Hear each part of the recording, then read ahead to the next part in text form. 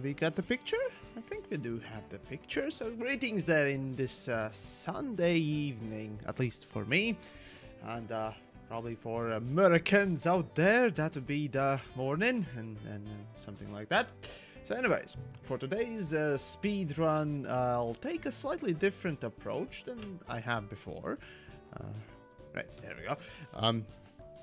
And I'll do basically the one thing I start out with, but never go more than just a couple of little minutes of fun with. And that is Road to Riches. Since you don't need any sorts of tools to help you out with, you know, mapping or whatnot else, specifically in order to increase the amount of cash you receive for Road to Riches, well, seems like a really good thing to start out with. And yeah, 69 viewers on the Twitch side, it turned into 72, 70, what else, it's gone, guys, it's gone. But anyways, there's still 69 possible on the screen, and that's the donation thing, I guess. But on serious note though, let's get going, shall we? And yeah, basically I have all the things set up relatively, and let's see, the stream starts in about 10 minutes, so rather it's been 10 minutes already there, so well, let's just get going. After 3 hours, I'll see how much I had picked up, and yeah. Let's get going, shall we? Whoops. Why do I keep... No! Fuck arcs. There we go. Clear save. There we go. So, just to quickly recap, the last time I did this, twice in fact, was with a result of about, well, 73 and 83 million in the 3.5 hours starting from complete scratch, doing, well, various things. If you did tune in 2 days ago, that was the best example of that. So yeah, today I'm just going straight away with Road to Riches. It's usually what I start with because it's a great boost for getting credits quickly and efficiently. However, it's well, an unproven thing to be good in a long term with a starter ship, right? Today I aim to prove or disprove that. Frankly, I don't know. So, we'll see.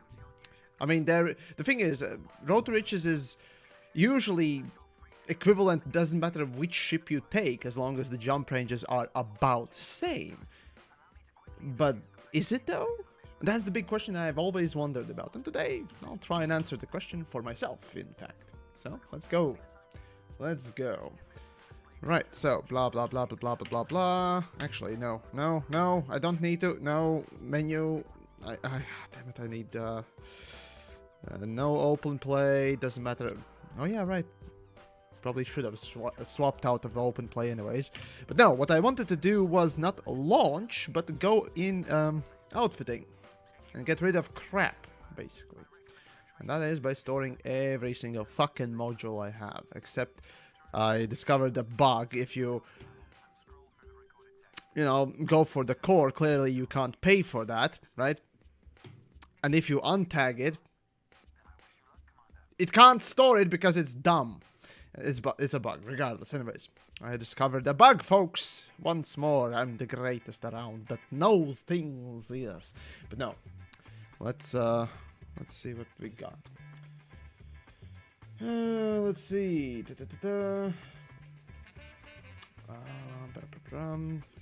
I will try to read them chats and all that stuff, but it's gonna be kind of hard because Road to Riches does well, require a little bit of attention, if you will. So let's see. In any case, off we go for the first. Oh, D&D videos. Hey, that's nice. That's nice. Surprisingly, they still get, well, middling and shitty amount of views, but it's, hey, it was an experiment, and then yeah. It remains as a sort of a small little positive thing. I still play it, by the way. I still truly enjoy, you know, getting with my friends and playing around. Though I've only DM'd once, and ever since then, never had really much time, which sucks, because that is actually really good game. So, But in any case, that's not about today's nonsense. And Mr. Ghost, hello? No? Okay. I guess not. Hello there. Ah, now finally we got another there voice. we go. There we go. Yes. Discord defaulted for some Yeah, fucking reason. fair enough. I need to do a few things. Oh, and we got the first squeak from Debateless Prism. Oh, that's an interesting name. Oh, thank you for subscribing there on the Twitch side. Really appreciate it. Right? So what? Voice good? Ah, yes. It's all good. Okay. I would Good. tell you otherwise. So what's up, Monsieur Yamix? Well, doing the same thing as last time. Exactly the same thing. However, I'm stopping at making money through Road to Riches. It's usually the first thing I do to get the adder for mining. And then go on with a deep core mining with adder, explode one rock, then get enough credits for Asp Explorer, and then the Painite mining starts. Or whatever good other mining goes. That's usually the speedrun tactic that you know is usually the best one, and will be still after the quote-unquote balance, or rather basically status quo uphold or what it else. But in any case, today I'm just gonna go with a Road to Riches approach only and see how good you can actually get, or how far you can go with just exploration. And I can hear you doing the damn thing. Yes. 1 second. I'm... Mute mic, please. Yes, that's what I'm trying to do, but there is a cat in the way. Spritz the cat. There we go. In any case, right, Speed Rush, right, so hey, I'm new, I don't know how it works, but in tutorials, they are like the thermal, that's how you kill the shields. Right, to answer the shield killing question, essentially in Elite Dangerous there are resistances, right, let me just see where is the statistics. So basically there's armor resistances and shield resistances. Generally speaking, yeah, the original idea was back in the day when there was no engineering and you couldn't, you know, change things. That yeah, shields were more susceptible to thermal damage, and obviously kinetics were more susceptible to hull damage. Backwards that one. No, it kind of makes sense. You said the kinetics were susceptible to hull damage. Like you damage them with kinetic damage makes more hull damage. There you go. Is comprende? That's what I meant. Whatever. Fuck it. But yeah, basically you get the point there, right? So the problem is with the engineering these days, most resistance, well, it's basically impossible to scan for resistance weak points or which resistance is weaker. Plus you usually pick, well, a certain amount of weapons with you, and you can't really change them on the spot, so you're gonna have to fight whatever you're fighting regardless. So personally speaking, yeah, you can go for the, well, single type of resistance fully, which is really dumb, or you can just go for what most people tend to go with is all-rounder resistance, basically dispensing with high capacity, rather sacrificing the high capacity of the shield health for the resistance. Basically, each shield health point is more resilient to whatever damage comes in, for the most part at least. You can also look at it in a way that basically 1 point of damage, or like let's say 10 point of damage, shield with 0 resistance has 10 health against it, but a shield with like 50% resistance has like 15 health against that specific attack. So you can say that having resistance is extra health in a way. Well, it's calculated, right? The resistances obviously come into play with that nonsense, but basically the point is, yeah, that it's just it's not great. Basically, it's unpredictable, hard to even manage in the first place, and honestly, the shield, well, the resistances are limited. The capacity is not, right? There is no diminishing returns the more you push for resistances. Yep. That's why basically the shield capacity always wins for the best shield competition, if you will. which Well, I is a mean, thing. if you're just bounty hunting, it doesn't really fucking matter. Bounty hunting, definitely. Shield, I would say regeneration is the best one for the most part, but even that is questionable. Most of the time, if you can kill enemy quickly enough, then highest capacity still is gonna win, right? And obviously the best one is still sticking with a relatively balanced build. However, I'd say for PvE, just go with full resist. That's easiest to do, and you know it's closer to the min-max result. I mean, that's what I have, especially, personally. So, yeah. High resistance is heavy-duty shields. So, yeah. But I think there my you go. shields are not even weak to thermal anymore, which is No, the thing is, yeah, sure, there is I mean, there is something to be said about the resistances and building a resistance, you know, ship in any kind of a way. It's, unfortunately, they don't really play that well. And the problem is there are actually a few types of weapon. Oh, yeah, actually there are a few these days. Weapons that ignore resistances. Yeah, so... The ones that the AI doesn't really use. No, AI uses plenty of them. It's I called mean, the the Plasma only one I know about Accelerator. is- Come on, mate. Yeah, It's but called they the can't fucking really Plasma aim. Accelerator with the absolute damage type, as well as the Plasma Charger that the Guardian weapon has that no one Yeah, really but the uses AI against doesn't other use people, that. but whatever. I mean, I've So, never seen the AI be able to aim with the Plasma Accelerator. Plasma Accelerator is really easy to use, as a matter of fact. It's way easier to use than a fixed multicannon, I can tell you that, from personal experience. But you're not AI. I'm talking about the AI not being able to aim. But if you want to say that you're an AI, then well, that answers a few things. For AI, I don't know. For AI, it's interesting. I mean, sure, yeah. For AI, obviously, anything that is projectile-based is going to be far harder to be efficient than you know, hit scan. Yeah. I mean, okay, fine. Rail NPCs back in the day were fucking drastic. Cancer. Yeah, so that is something to look out for, I suppose.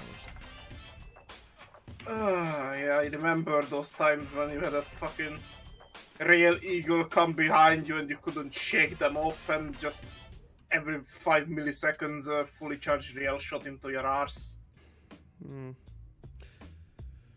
Let's see.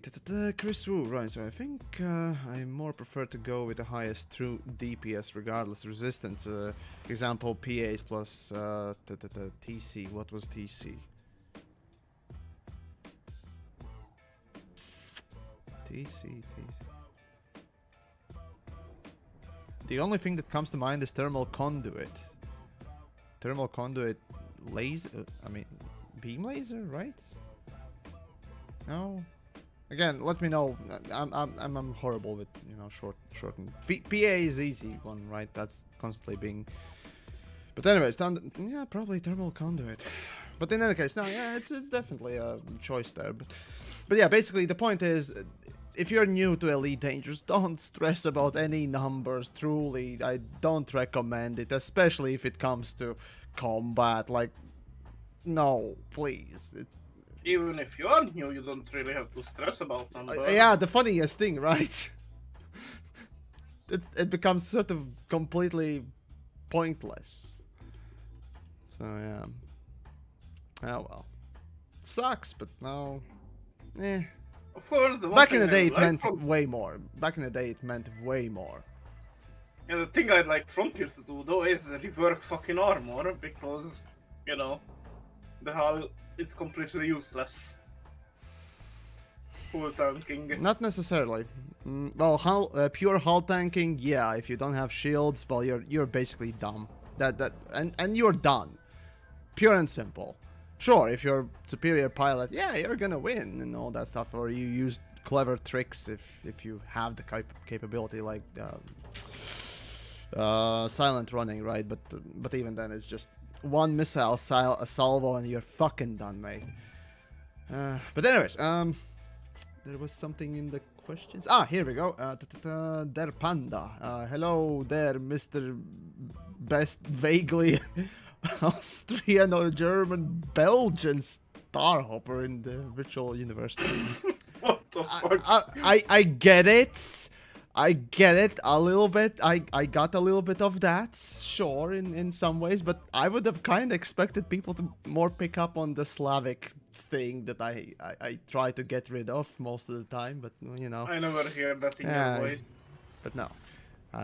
Those that don't know, you can go on, at least on YouTube, it's easier, and so on and so forth. You can check where the channel is located.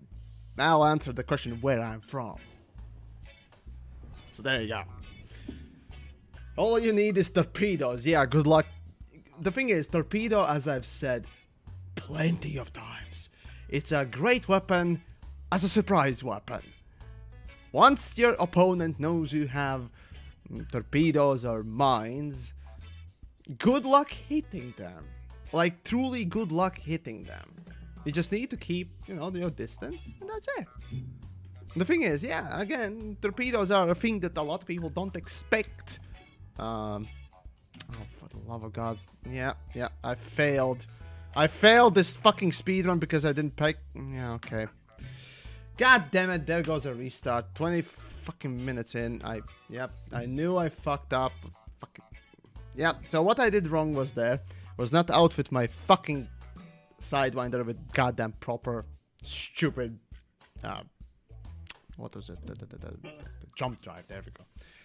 So, god damn it. Right. Personally, I always said that torpedoes were completely useless. 25 minutes into the stream, I'm restarting, so I'm just making sure to mark it down. Alright, there we go. Carrying on. Sorry. Continue. Don't worry. I always see them as like the, you know, in Star Wars 2, the Y-Wings had plasma torpedoes, like, you would think that torpedo comes into mind, it's some high damage, good shit, but then you realize that it's just one shot or two, and then you have to go back to the fucking station. Well, at least that was all times. I don't know if you can synthesize them now. But you see, the problem here is with the torpedo. Back in the day when there was no engineering and so on and so forth, and the ships didn't whiz around with at least 300 meters a second, the 250 meter a second torpedo was surprisingly, at least planned out. It still was crap, you know, but the difference with the torpedo was that it had absolutely the largest penetrative power. Like, just look at it even to this day, right? When most, you know, let's say railgun and even you know, engineered missiles, right? Even those fucking things have at best something like, what was it, 60 points of penetrate, something like that, and then torpedo has twice that. So yeah, it's that's the interesting thing. It was always geared towards the penetrative power. However, well, it was kind of unused and well, it really, I don't know. Of course, the word torpedoes also feels like it should be something like anti-big ship. But we don't really have big ships. Like, the Corvette is literally a Corvette. Like, you know, in Stellaris 2 Corvettes. Play Stellaris MX. Like, you will use torpedoes against a battleship, not a Corvette. Corvette can just dodge the torpedo.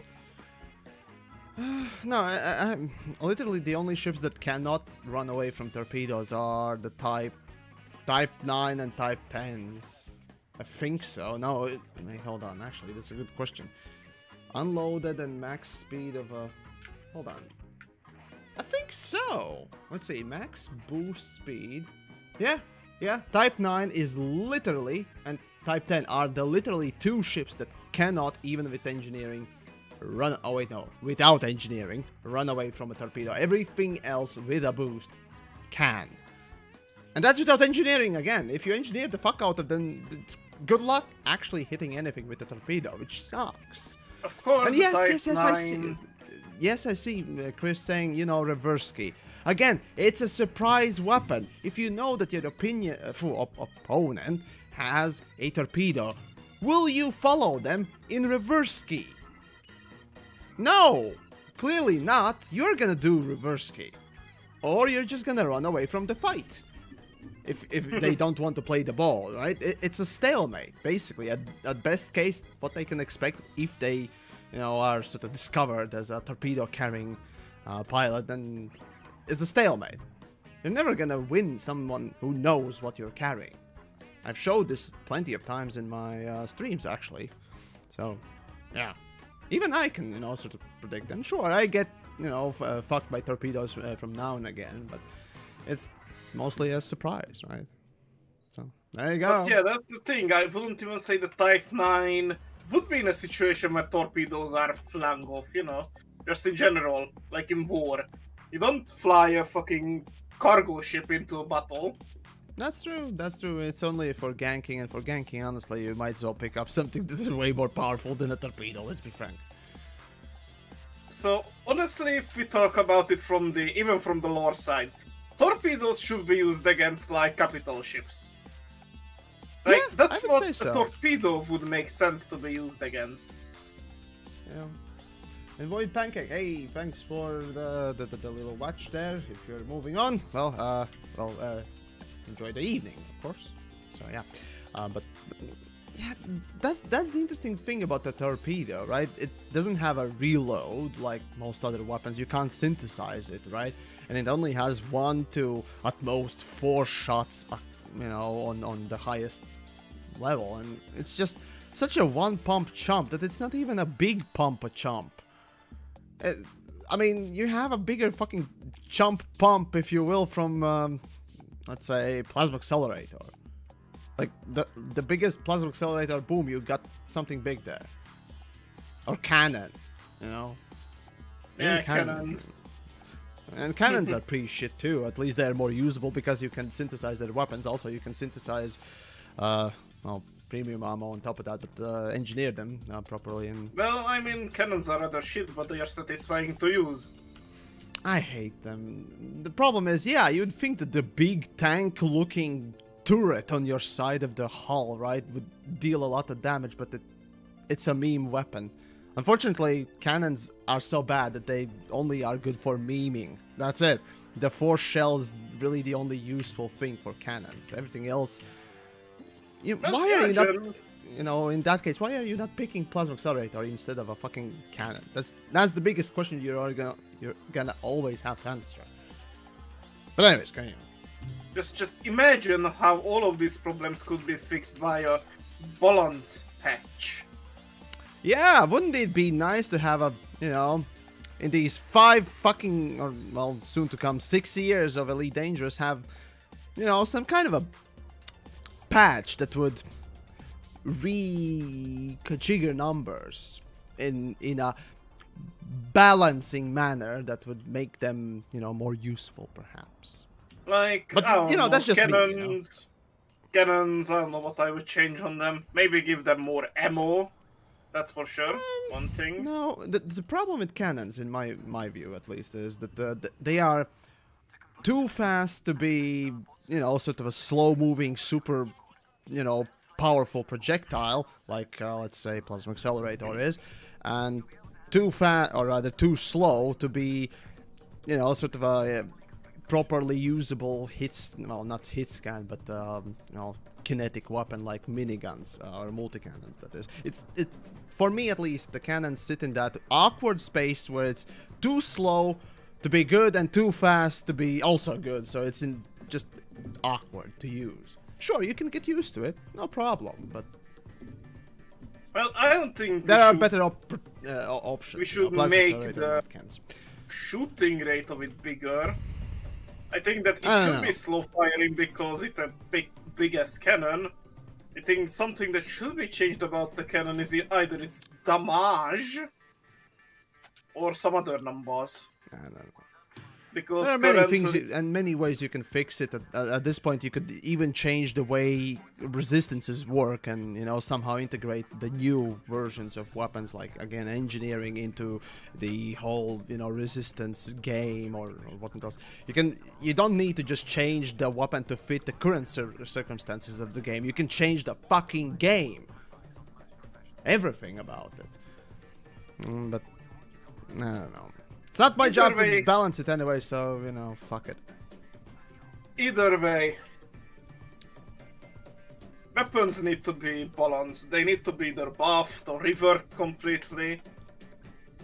Because in the current state of the game, all the weapons are Honestly, unless you engineer them, you're going to stand there for a while. And Yep. I don't mean that you would need to use like something like I use a fucking Death Star with 4 or 6 fully engineered efficient beam weapons. Like, yeah, that's ridiculous, I know.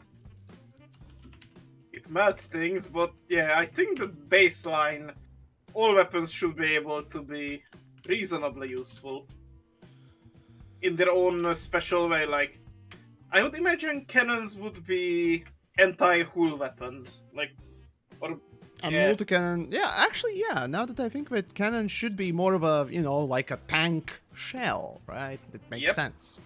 More penetrative, maybe more explosive and whatnot else. Basically, something that a Exactly. multi-cannon could not pierce. The multi-cannon is like the autocannons on like anti-air vehicles.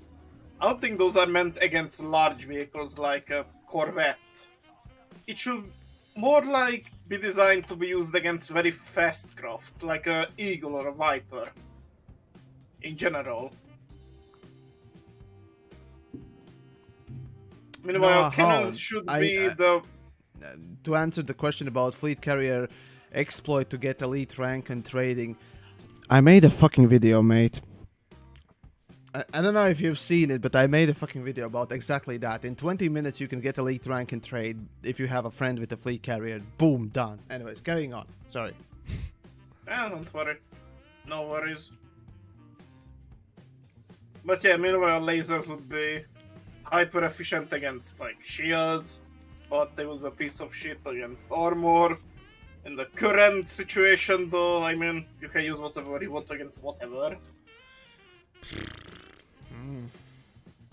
But yeah, But yeah, I would basically, imagine- balance in elite is a big mess. They fixed it. I doubt it. Otherwise, they would have made it quite a bit of an announcement there. we fucked over Yamek's party. Ah.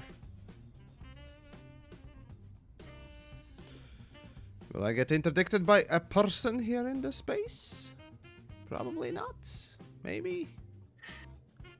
Well, probably should go in solo then. Anyways, no, yeah, from the development stopped that and they fixed it. Fleet carrier trades don't affect the rank now. Again, I kind of am inclined to test it now, but since I'm kind of doing speedruns, so maybe some other time. But Also, you kinda don't give a fuck. at this point, Right? that should have been a norm. But the fact that you could exploit the fuck out of it, that's just silly. Like that is the fucking silliest thing. Just sit there and trade back and forth commodities by losing literally no money between the two accounts or people, what else, and it's just elite ranks to everyone, elite ranks in 20 minutes. It's just fucking stupid, man. I mean, okay, right now it's not, any different, right? Let's see, 2 4-hour trade for mining sessions with a pay night that I, did with what was it, Type 9, right? 500 million each basically is a elite rank in anyway, so now it's not 20 minutes, it's 8 hours. 2 hours. Yeah, not much. So, it's Nothing sure. changed. They fixed one thing, but in the end, nothing fucking Yeah. changed. Yeah. Yeah. Oh well.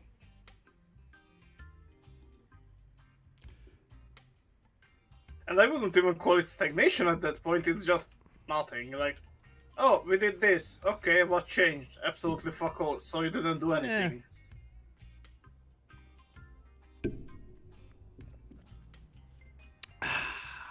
So yeah, Coffee, what I was coffee. saying, yes. I am more of a tea person, indeed.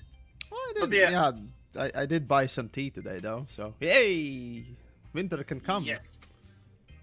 I honestly believe that multi-cannons should be used against smaller ships, or cannons should be more effective against the large boys. I don't know. Should be. like I that. mean, there is logic in that. However, I'd say that multi-cannons would also be, well, let's say with an incendiary round, right? Could be used against shields too. You know, it's a small amount of Against damage, but infantry. you know, shield doesn't have. Shields literally don't have the. I don't think it does go with what was it? The hardness, right? Thermal resistance. I don't think shields had hardness, right? So, I mean, it would make Maybe. sense for that. But against a super hard hull that, let's say, Anaconda, you know, Cutter, Corvette. especially Corvette, right?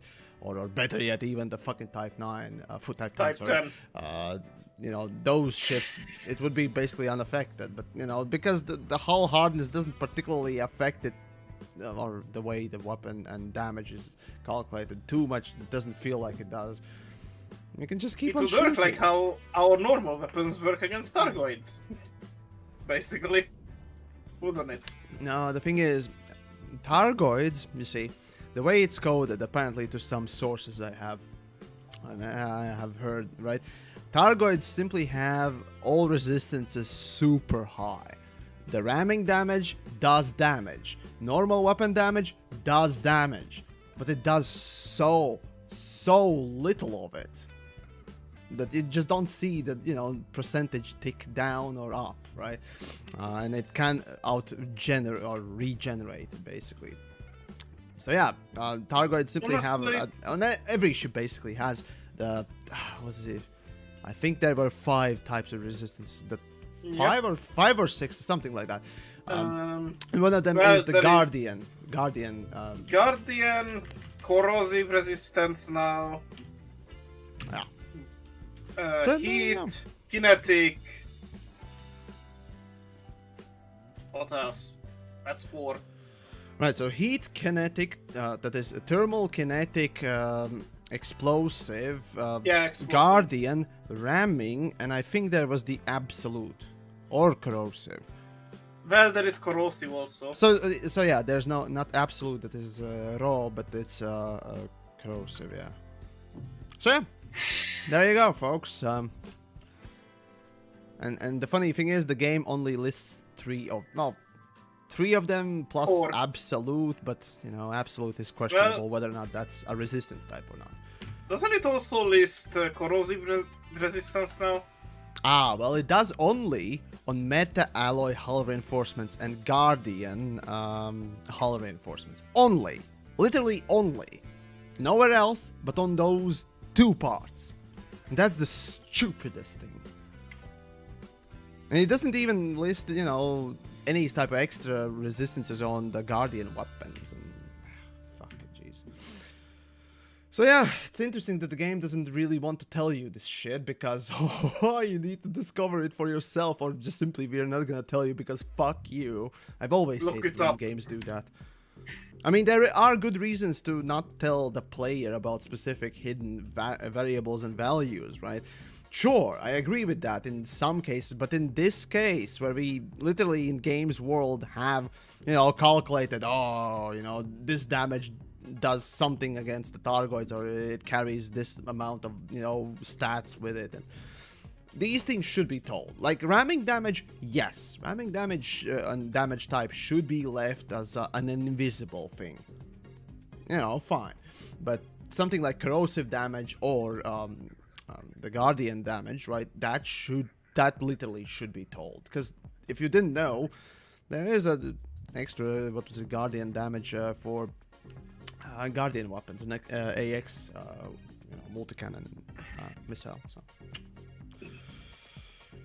I personally think the stupidest thing about this is that you can only see it in one thing, but why not on everything? Like, that's just dumb.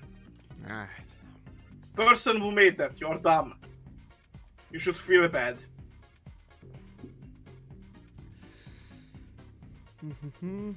Can you do RAM builds? Yes. Actually, there is a rather popular RAM build that Rinsler did back in the day. A video that I do recommend checking out. It literally was the video that ruined my Orca review before I made it, because Rinsler just made such a good fucking video. It was the... what was it called exactly? It was something Orca, but... a noob's guide? No.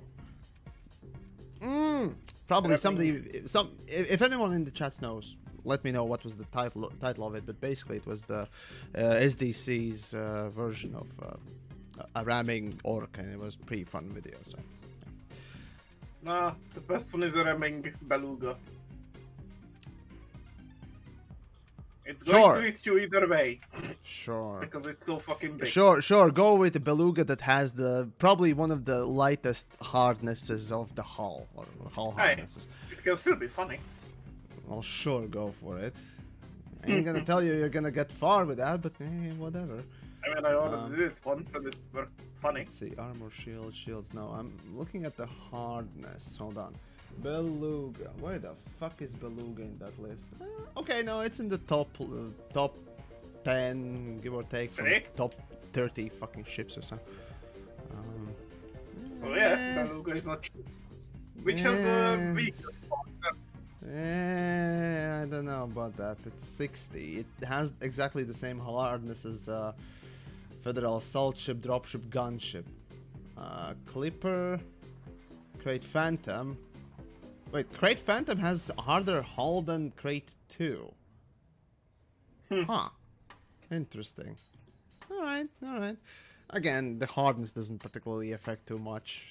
You don't really feel it. It's one of those things it just feels like one of those, I don't know, behind the scenes values and variables. I don't know. But oh well.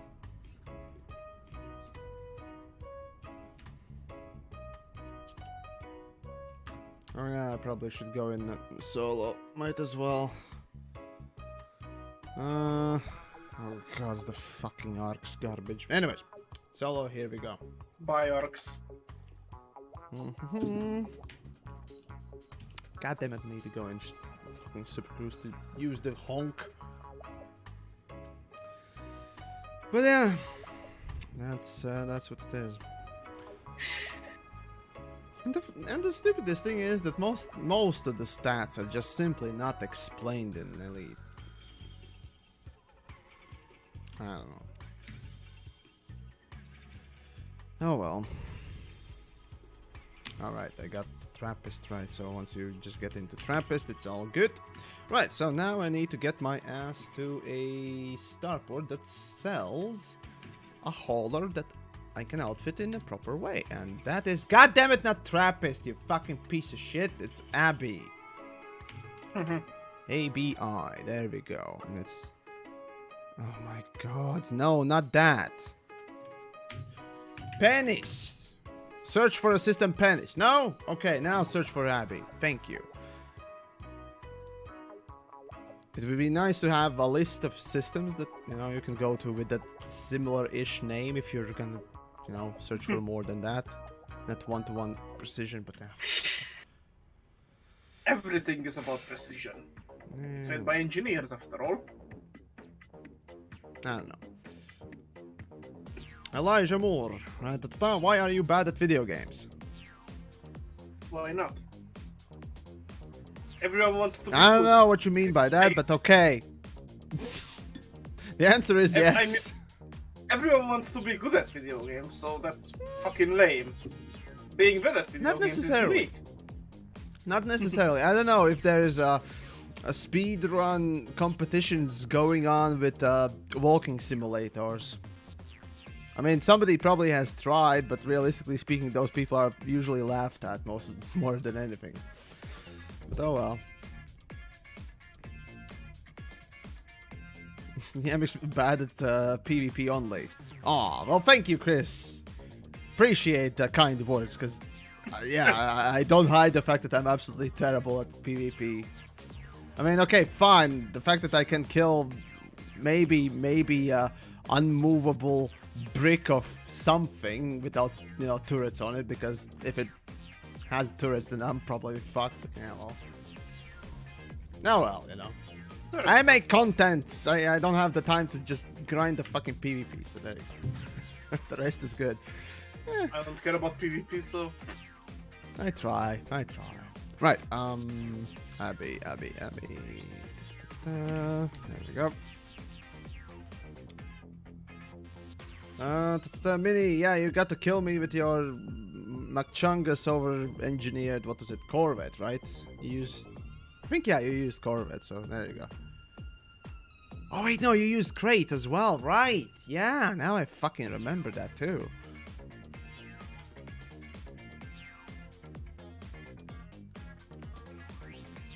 Oh, well.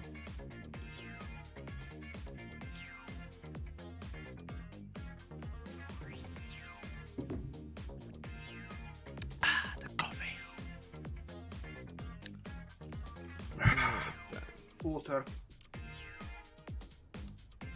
Right, overall, it's been taking me, let's see, where are we? 49 minutes, 25 minutes just to scan 2 fucking systems and get out of starter system. Jesus, I'm slow. Oh well. I'm pretty slow today. I'd imagine if Elite had a legit speedrun category, it would be, I think, Triple Elite. Maybe. Speedrunning and Triple Elite, that is a problematic thing. While, while exploration needs 300 million, give or take a couple of million, for elite rank, trading needs 1.08 billion for trade elite. Combat is a question mark, big question mark that requires basically, rather, what type of enemy you kill in a harmless to elite rank category, rather than credits you make from that sort of a thing. Yeah, and on top of that, there's also the fucking CQC, which is a fucking mess, man. But yeah, Triple Elite, like combat, blah blah blah. And I mean, hey, I've seen more insane things. Like there is a game that's speedrun 100%, top rank is 356 days. Oh crap, I think I made a mistake. Oh, I made a mistake with traveling. I should have gone 20 light years away because I can't or will not be able to sell one of the systems that I scanned. Shit. Man, I'm being distracted today. I'm blaming Ghost here. That's it. Yeah, I'm blaming Ghost for distracting yours truly. That's it. Yeah, 400 fucking credits that I'm missing. Although, how much do I need to outfit an hauler for this? Nope, never mind, I can outfit it right now. All I need is 50,000. So yeah, that's good enough. Right. Should have probably just gone with one system. Exploration. Yeah, hauler exploration. Because again, hauler is until... Actually, until you get to Diamondback Explorer, the furthest jumping ship. Yeah.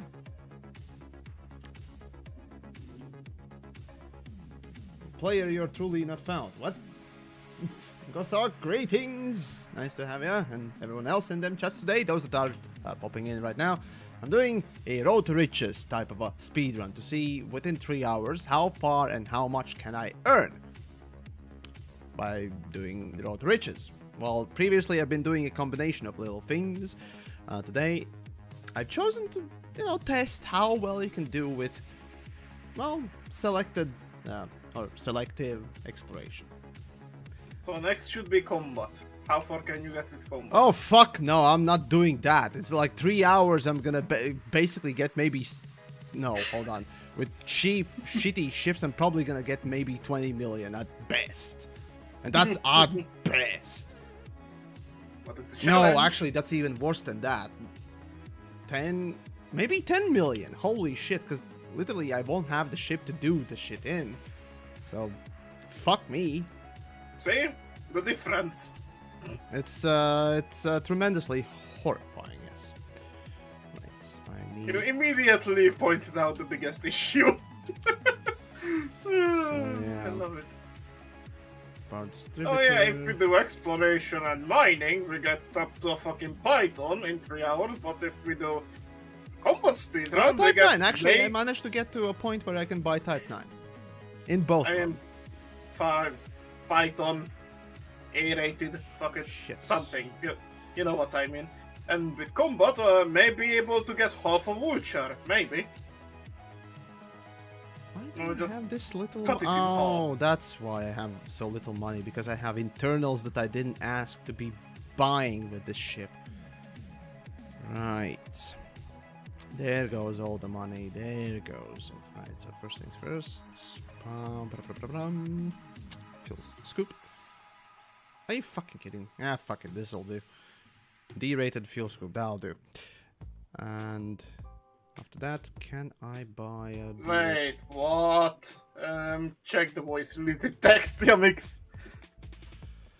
What do we got? So people can use carriers to gank people in the starter zone. Seems like you can get into the starting area with a carrier. No, how? Though how is it supposed to be? Hold on.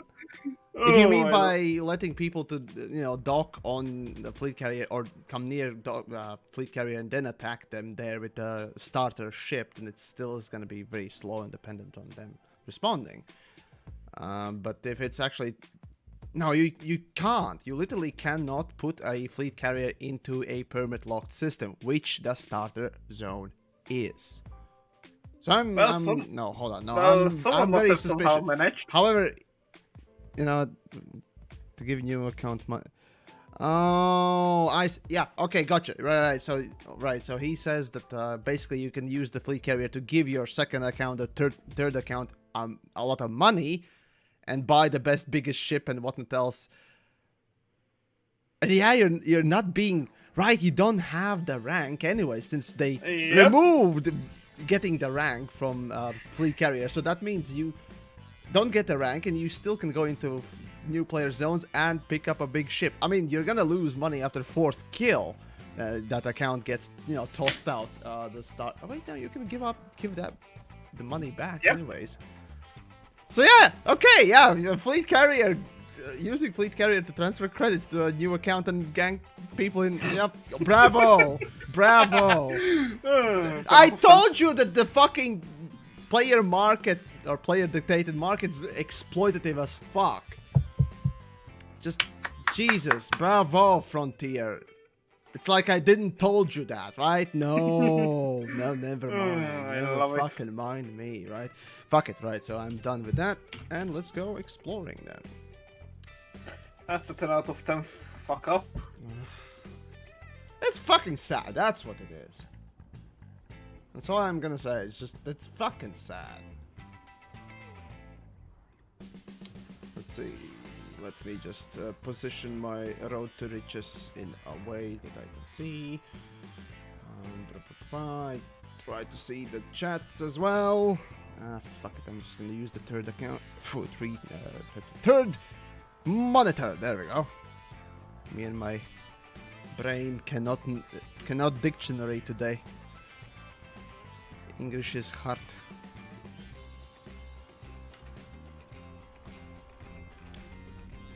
Alright, let's continue then. Store multiple has been there since the dawn of time. Nope! Nope, the module storage has been there since... Oh god, what was it? The 2 point... Yeah, it's been there since engineering was introduced. Yeah. It was a part of engineering, essentially, that they introduced it, so... And back in the day, you had half as much space in it, and even to this day, it's way too little, considering that you can store way more ships than fucking modules across the galaxy, which is just absolutely fucking retarded. But anyways, carrying on.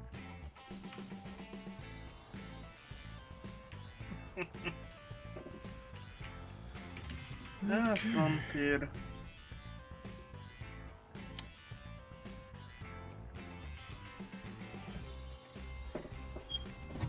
40 ships per station, while yet you have 120 modules the whole galaxy, right?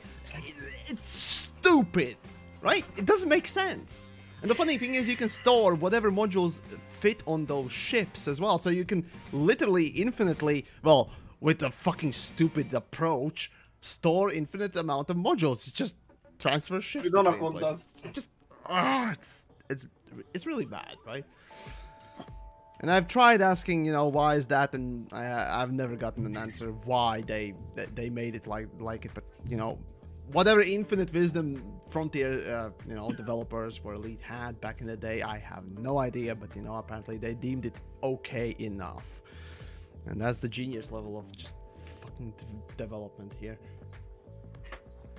That's why people buy Type 10s and store modules. Well, mostly people do buy Anacondas for it, though, because Anaconda can store bigger modules, mostly the core modules, that is, than Type 9, Type 10, that is. But when it comes down to no, even optional internals. I mean, yeah, sure, Type 10 is cheaper, but realistically speaking, when you actually need space rather than the price of a ship,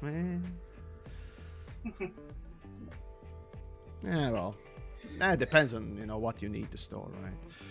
It was a big brain move, for sure. Well. Thanks. Yeah, we can have extra storage in our very own fleet carriers. There you go. This is a water world. Great. So I got only one water world in the system. Carrying on now to some other place. Right, this is Road to Riches. Just pick a specific celestial object and scan it. Then move on to the next one. You can scan the whole system, but the whole system usually doesn't even come close to the price of that one object, a planet. That's the stupidest thing about exploration for profits, but here we go. Yeah, you'd think that the whole system scan would be, you know, at least somewhat rewarding, but no, well. Have I seen the Asp Nomad yet? Grazer, sorry, fucking jeez. Yes, I actually played around with it in Star Citizen. Those that don't know, it is basically an Asp Scout, Asp Explorer looking ship that the Star Citizen just introduced, and it's not finished. Half of the fucking sound effects fail. The other time when I tried to literally climb into it, just shifted me into one of the walls and I fell through the ship. Obviously I didn't fall through the planet, which was another thing that I did with a different ship, but still, it literally has half of the fucking sound effects it feels. Some of the things don't feel properly fully developed or, you know, put in place and whatnot else. But then again, it's Star Citizen, right? It's just half-baked ships that are thrown out for the whales to consume, and clap if you're buying that. But realistically speaking, a better place where to, let's say, put your hard-earned cashes towards the creators that make content that is fully enjoyable and fully watchable, rather than a half-baked stuff that may or may not come out one day. Just saying. Coincidentally, I do have a Patreon. There's a link down below if you want to be generous a little bit there too. But you know, shameless plug aside, right? I mean, in a way, it's a cool ship, sure, but Asp was never pretty. Asp is actually quite ugly, and that being the thing that they, I assume, emulated. I don't know. Were inspired by, not totally decided to steal the art or the type. I don't know about that though. No. Why would anyone want to steal something like that? You know. I mean, if you're gonna go for something, go for Mamba. Jesus Christ, Mamba is fucking pretty. And Mamba is something straight out of fucking Star Citizen, honestly. Yeah, well. The thing is, Star Citizen always excelled at least in a good-looking ship. That's the thing. And you had to remind me of that piece of shit existing. Fuck you. Well, that's your problem, not mine.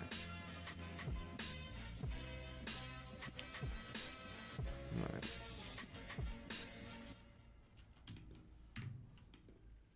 Okay, let's see.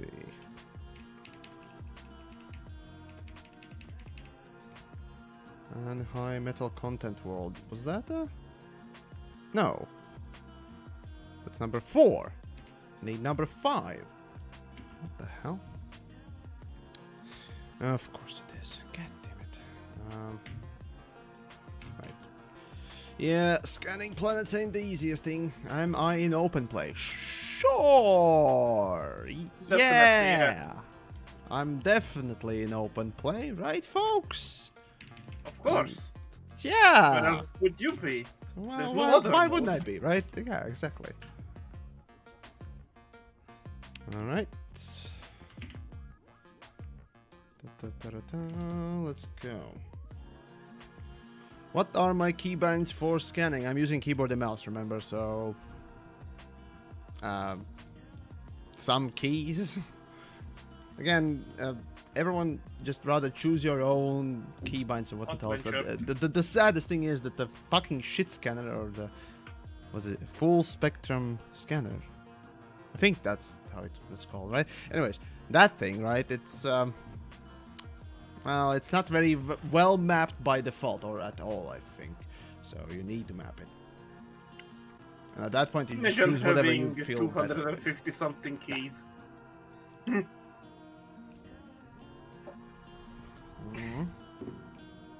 That's another thing about Elite. Like they just fucking here 250 something key bindings. Have fun.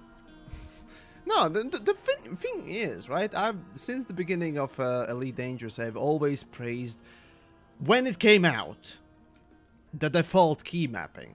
The more they added to it, you know, the fucking shit scanner, the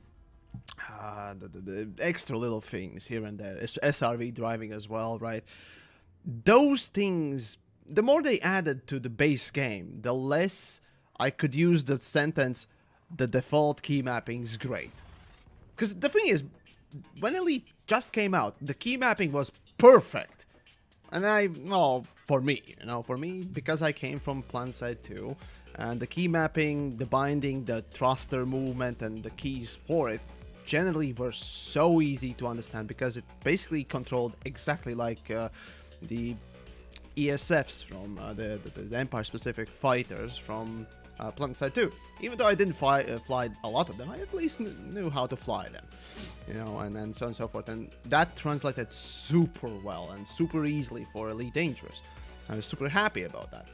But when SRV comes in and you need to just adjust the fucking throttle with goddamn, not WASD, but A and Z, and then some other fucking stupid retarded keys, I'm just left there thinking, no, you know. That's one thing I changed to W and S. SRV driving is like literally, you know, driving games, right? The driving games either use WASD for driving or arrow buttons, and I usually use arrow buttons, but because, you know, it's easier to always have a WASD with this game, you know, I keep my hand on that and drive at that. It's perfect. But no, we're gonna change it because derp. But okay, fine. If they change it later on, you know, to reflect the default one, all right, it's good. But just saying that needs to be changed, because I really do still think that when done correctly, Elite still has one of the best default key mappings for me. And then imagine, like, walking around would be like UHKJ by default. Oh god, like yeah, that. no, not numpad, and not the arrow-based numpad, but reverse arrow or sideways arrow, something like that, numpad for walking. That would be just the stupidest thing. But anyways, you know, that's just me thinking, you know, having conspiracies, just like saying that station interiors not gonna have walking and it's gonna have point-and-click adventure. But no, it's obviously done in a big joke, but, you know, what if?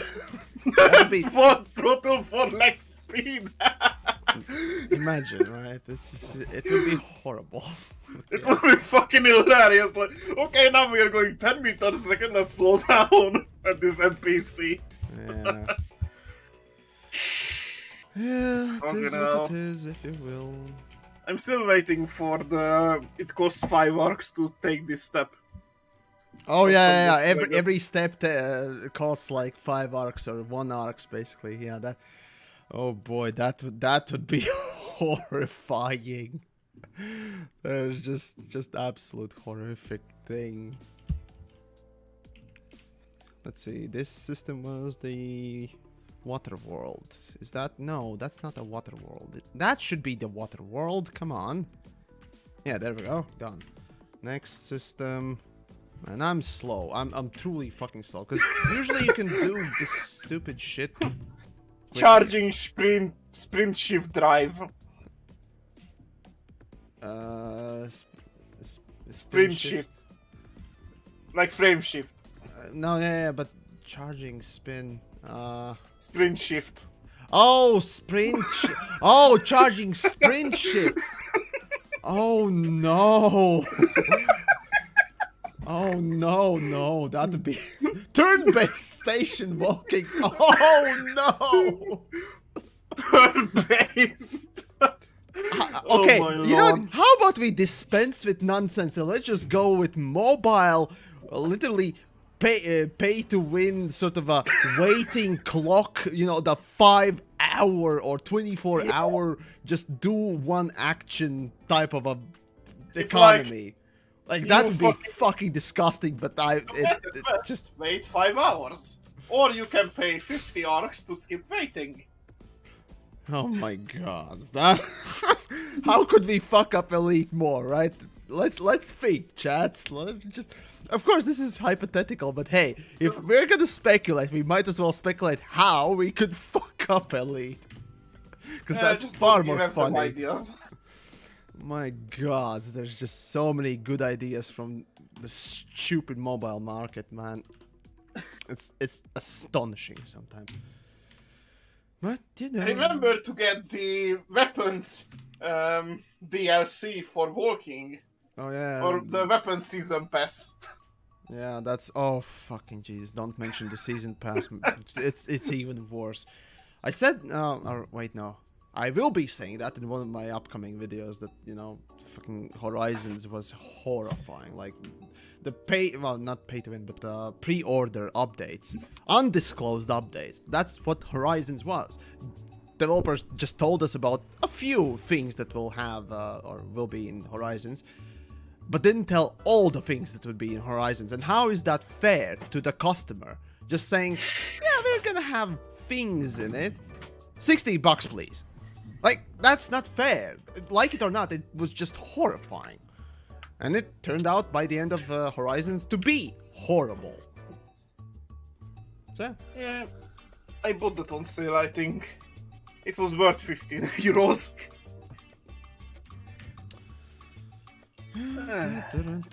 Let's see, that'd be 1A. Let's see, 1A, that should be... How else could we fuck up Elite? Let's see. Oh, there are so many ways. Just you know, give me a moment, I'll We think could go of something. full EA. We could go full EA. I mean, sure, yeah, we can always go EA. I mean, there's always an opportunity for that. Oh yeah, to But enable that's kind PvP of a low-hanging fruit, isn't by it? the PvP DLC. Yeah. Now, loot boxes would be the more obvious one, and honestly, it's overplayed these days. There are more funnier ways to just fuck up a game. Again, the best one, I'm telling you, it's literally waiting 24 hours or paying some quote-unquote jewels for performing an action. The ground okay? jewels.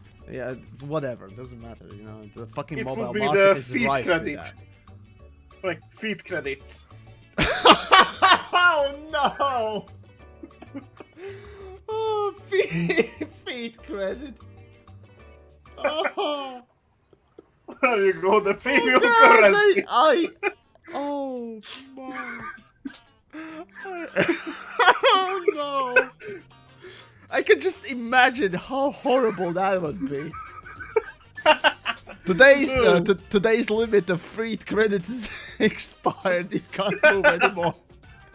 In the meantime, your character is suffocating. Oh Yeah. no. Oh no. It's so glorious. It's disgusting. Okay, actually, that's... I think happened like that fucking the Harry Potter official mobile game. Yeah. That's what I'm talking. Those Yeah. are those types of games where basically they put a massive timer in your face and basically, well, are predacious towards your, well, what is it? The patience. There you go. They're predatory just to a Not point where only they. that, Eh? you had an 8-hour clock after going through the tutorials where you either had to pay or wait 8 hours, and while that 8 hours were there, your young child character were on screen being choked to death by his tentacle monster thing. Or something, yeah. If you need more information about that sort of a game, again, just go to Jim Sterling. He has made, a video about that specifically. But generally speaking, mobile games, at least a couple of years ago, it's basically that. Just name a popular IP, Simpsons, what's it, How to Train Your Dragon, Dungeon Keeper, yeah. Dungeon Keeper, there we go. Dungeon Keeper Mobile was one of the first ones to do it, actually. So, read yeah. Silver Bullet's comments. Silver Bullet, where are you? Oh god. Not seeing it.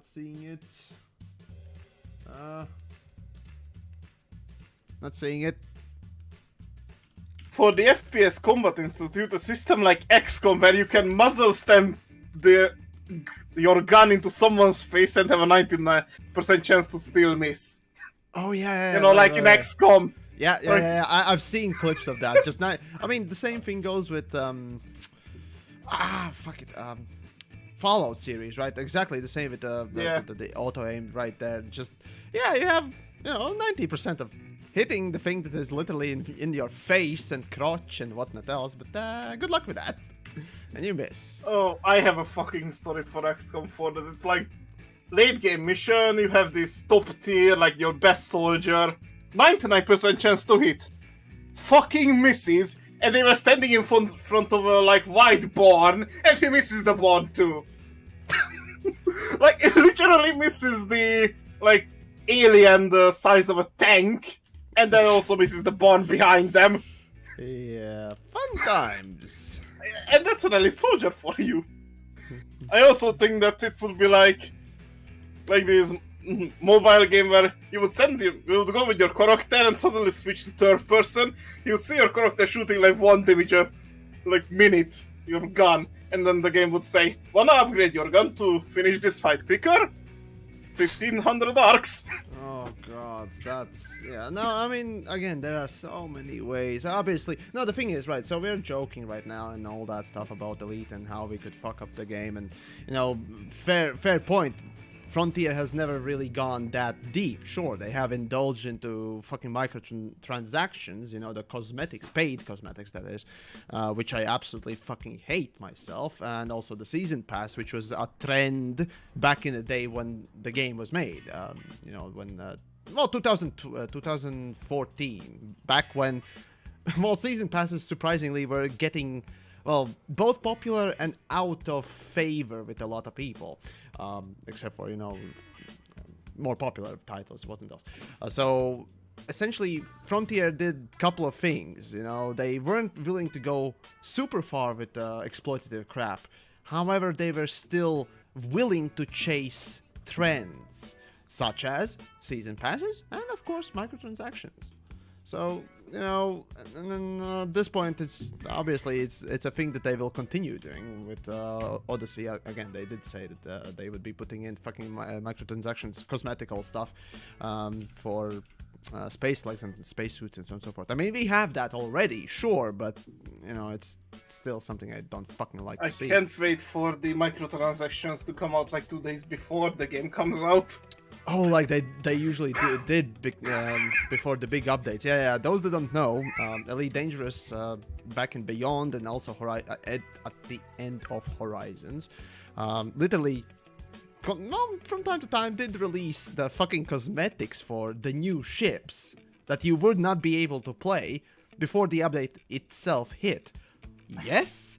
It was a couple of hours before the update, and sure, you may say that I'm beating a dead horse, but it still shows the priorities that they have.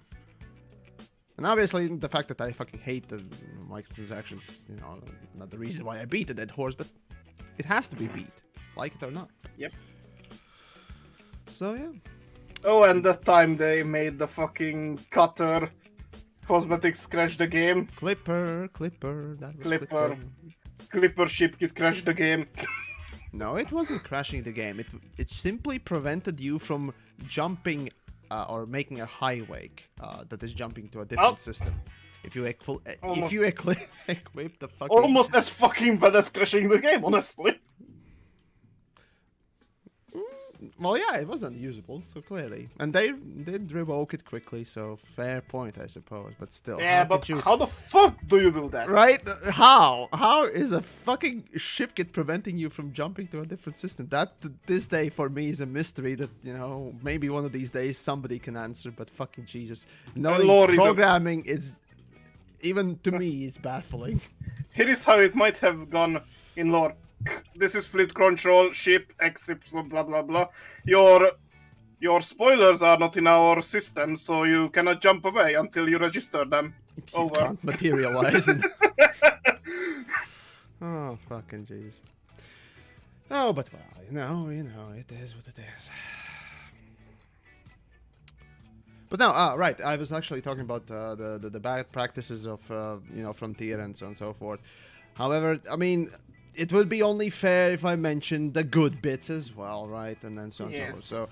So, talking with developers themselves in person, right? And whenever I mention something like loot box, right, as of recent, right, things, they are immediately like shouting, like almost shouting down the idea and concept of it.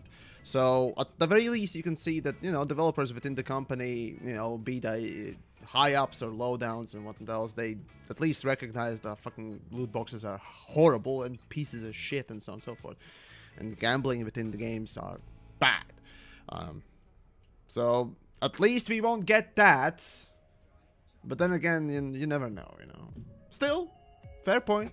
At least the impression that I've gotten is that they know what line not to step over, so props. Oh, Elite could make a mobile game like Stellaris did. The Stellaris did? Mobile? Yeah, there is a third party, basically Chinese company made them. And when they released it, like a few hours later, it was taken down because the company used a shit ton of stolen assets from Halo.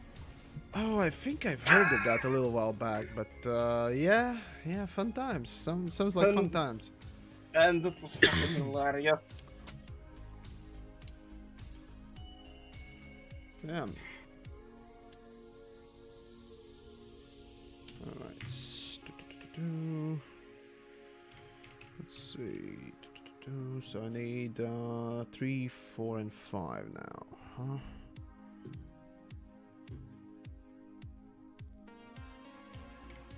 Come on. Find me the damn thing. Alien turnips for money. Oh yeah. Yeah, we will have to farm build this shit up. Oh god, don't even mention it. I mean, considering that xenobiology is gonna be the fifth elite rank at this point, you know, it wouldn't surprise me, frankly speaking. And yes, those that don't know, yes, indeed, we're gonna have 5th. Damn it, it's not the right. I mean 4th, who counts fucking CQC. Oh yeah, true. But still, you know, it still counts as one, so... Let's see, so that's water world, and then there are high metal contents. Oh boy. Is that a high metal? No, that's 1. I need these, I think. Come on. Yep, that's 4. On the positive side of thinking about it though, they could fucking nail the update, they could nail the expansion. And that'd be great. I would love to see a proper success. Clearly there are issues like, you know, walking in, you know, our own ships that is already a massive failure in many people's books. Also the VR is an issue, but still, fair enough, you know, you can still succeed in some way or another, even despite, you know, those issues, but you never know, Right, that's it. Let's move on to another system.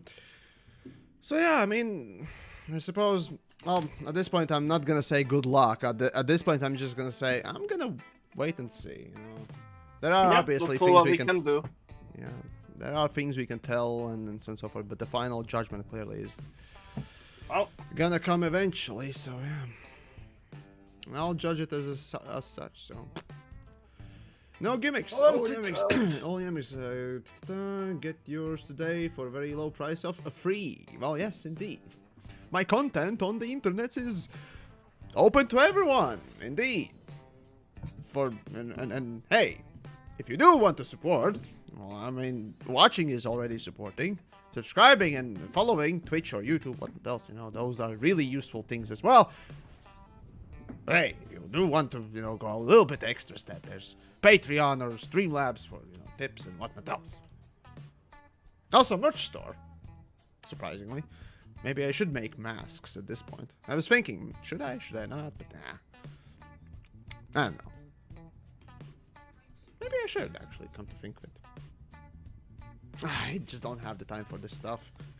It's too much for me to manage most of the time. Need to make videos, film shit, deal with Star Citizen. Fucking piece of shit doesn't want to be filmed. Would you be even surprised? Surprised what?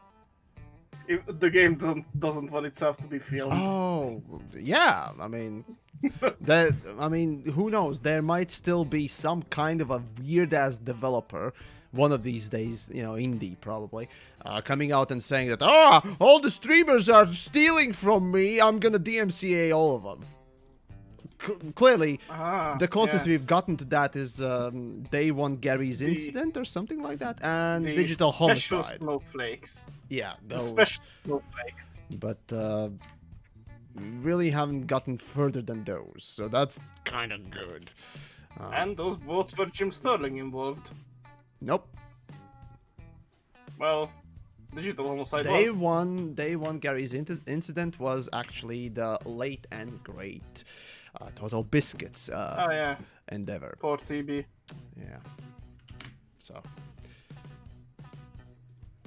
what can I say? Some indie devs just can't keep it in their pants. Alright, here we go. Let's see. Right, I've been going for about an hour and 26 minutes. Jesus. Soundwave! Oh, roasting new scrubs. Hold on, what is it? Read the damn thing. Alright, roasting new scrubs fund. Well, I don't like ganking as such. Kind of feel bad every time I do it, and especially to newbies, so probably you'll feel okay if I don't do it. Again, Elite is literally the only game where I don't like, you know, trolling and then running about and doing silly, stupid shit that, you know, affects other players most of the time. I mean, sure, you know, interdicting and booping them without killing them is it's annoying, but that's as far as I usually go. I don't know. I don't know. Elite is like literally the first game that I feel kind of bad for the other person on the other end. Weird, isn't it? But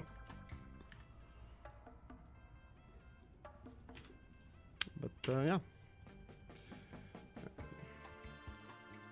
Don't gank, do meme. What mem? What mem you man? I know not of them memes. Chris, are you telling me you mem? Are you mem? Maybe mem. I don't know. What the fuck am I saying anyways? I'm going space mad doing fucking exploration. What do you think I'm doing? It's been literally an hour since I started this run. Kind of want to kill myself right now. Anyways, that's usually tame for famous raged yammics. Tame. I mean, my opinions are out there, sure, and I explicitly go with that sort of extreme view on many things, but action-wise, is it though? Right, need to fuel a little bit. Come on. Yeah, fuck it, I'll do. Let's see, this system only has number 6. Let's see. easier. It's gonna be like this. 1, 2, 3, 4, 5, 6. Chocks, aim.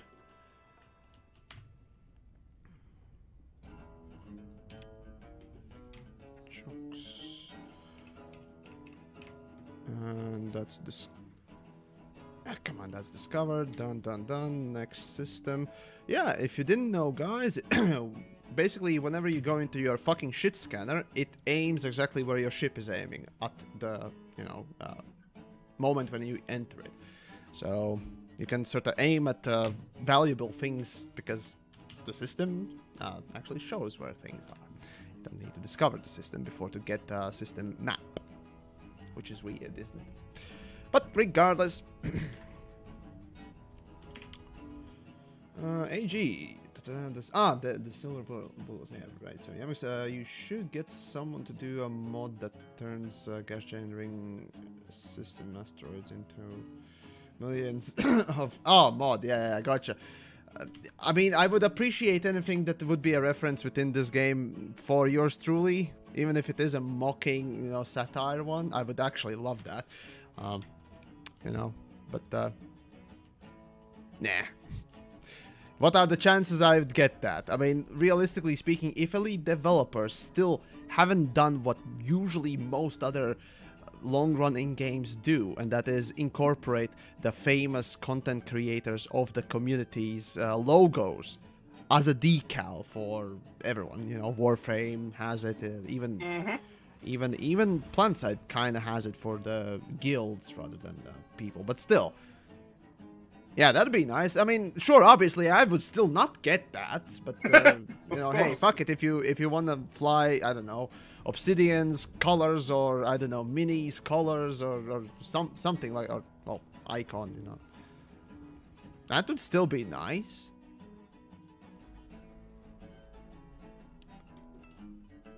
Oh well. There's an Obsidian orbital. Yeah, there's a little bit of extra story behind it. It actually didn't turned out as such. Basically, let Obsidian explain it himself one of these days. But it sort of happened on its own, slowly but surely. It wasn't originally planned as a creator reference. There are other places that are referring to specific. Community members, yeah, not only just creators, but they are far and few between, basically. So there you go.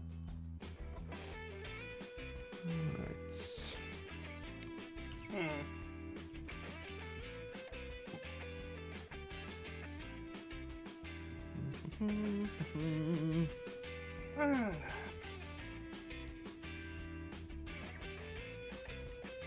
There we go.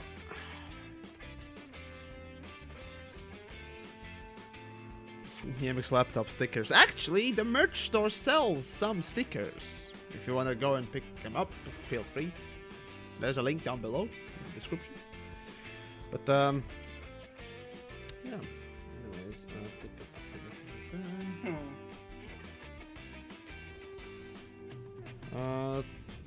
what's that tool that you used 10 seconds ago? The only things that you could and should be able to see on the screen right now is the in-game things, because basically I have everything else on another screen, or other screens, basically. Basically, that's the fucking shit scanner, or FSS. It literally just scans the system, or allows of scanning specific objects and whatnot. Okay, that's 9. Wait, that should be 8. What? No. That is a...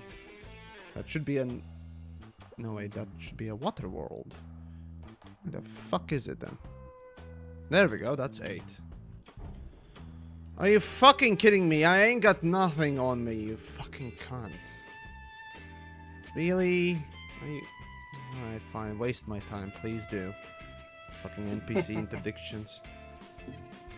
Like, I'm winning even now. Like, what the fuck?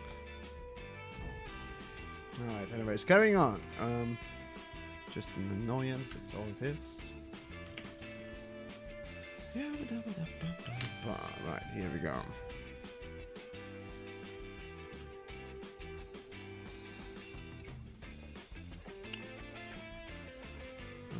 It was, yeah, that's sad thing about Elite that they are missing out there. I mean, Subnautica added content creator item, did they? Huh. Well, that's interesting. Didn't know about that. I mean, all right, fair enough, fair enough. Yeah, very fair. I mean, the Subnautica didn't really need to do that, frankly speaking, because it is a single-player game, not a continuous live service multiplayer or what else.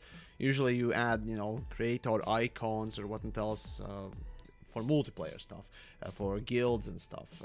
I mean, okay, fair enough. If there is something, you know, somebody that is, you know, especially special that helped making the game.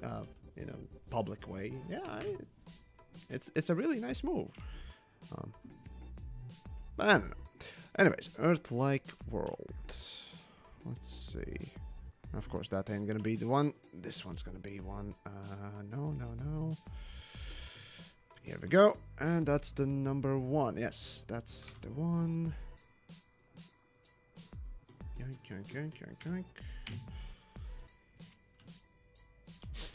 Chris, hey, that's an interesting sentence there.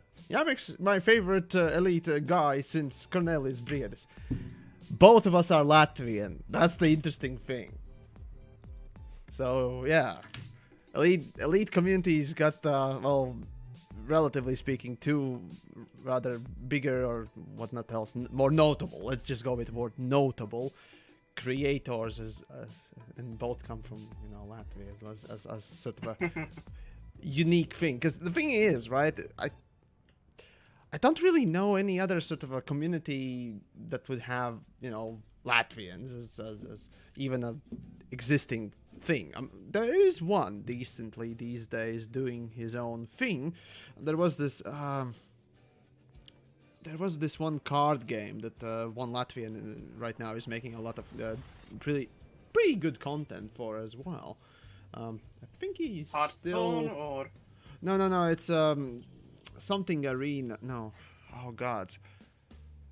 I need to go to Social Blade and look up his channel again. But yeah, basically that, and other than that, I would say all else that Latvia has in content creator realm is basically mostly Russian language making people. There is one Counter-Strike making video making guy who's quite a bit larger than me. What else? There were a few more. Oh wait, there's this chick that is doing PUBG, and she's actually quite large, as in subscriber wise. She's like something 500 or so. But yeah. There ain't that many creators that don't speak Russian and, you know, are into gaming in Latvia, which is weird. Compared to Lithuania and Estonia both. They have quite a lot larger channels in general, which is just weird. Why? I don't know, but well. Here we are in this small pond, if you will. Well, I suppose. God damn it, show me the fucking thing. Here we go. Water World. Number 5, that's the only one. Yes, HIP. Something. Anyways, Mr. C North. Yamix, why are you not targeting each Earth-like? Water World, Ammonia World, and Water World. I do. And that's the thing, I am. It's just that the systems I'm in don't really have them. That's simple. Like literally, I'm just targeting only those things because they are profitable, and yeah, clearly if there's nothing else profitable, I'm moving on. This system only has one, so I don't think I missed any thus far. Let's see, I did scan. What the fuck did I scan? I did think, yeah, this is number 5. That's a water world, and there's nothing else that is, you know, worth my time, realistically speaking. So yeah, I'm jumping off to another system then. Yeah, is a level 3 scanning worth anything, or just a fucking shit scanner ping pong more profitable? Level 3? I'm not sure what level 3 is. If you mean by planet mapping, then yeah, it gives extra money if you map a planet, but a problem with that is that not every planet that is, you know, worthy of being mapped is close to you. Sometimes you need to go really, really far in order to, you know, start mapping it. Yeah, detailed surface scanner. Yeah, it gives more money. I'm not sure. The thing is, I do need to make a more updated Road to Riches video these days, because I do want to test out how good and how, you know, more or less profitable, you know, per time unit would be actually to go to those planets and, you know, start probing them as well. Because remember, it takes quite a bit of time to travel within Super Cruise to very far away target. So let's see, 2B and 1B. Gotcha. 2B and 1B. Wait, hold on. High content. Gotcha. Let's see, what is the 2B and 1B? 2B, 1B. There we go. Here we go. 2B, 1B. There we go. That's the other one that I need to scan.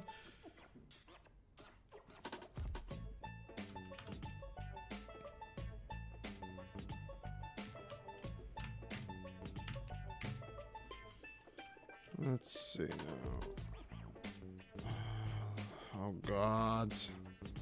There are too many of these damn things. That's 3B. That's 1B. There we go. That's the profitable one. Off we go for next system. Let's see. Shuggy. Well, hello to you as well.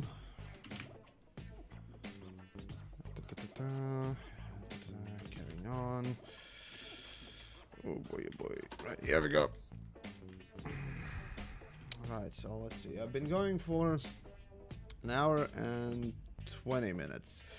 So I'm not sure, but I should be doing still 20 or so million an hour or so, if I'm fast enough. So that means by the end of the 3-hour stream, or at least the next 2 hours, I should be getting at least extra 40 million on top. And I should come out of this around 60 million at best, maybe more if I'm really happy, but I don't know. The Latvian girl playing PUBG. How come we all know that girls don't exist on the internet. Oh, okay. It's a. Oh no, it's not a trap. No, that's just mean, man.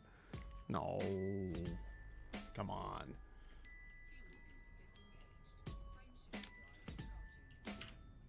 But let's see. Moving on. Right.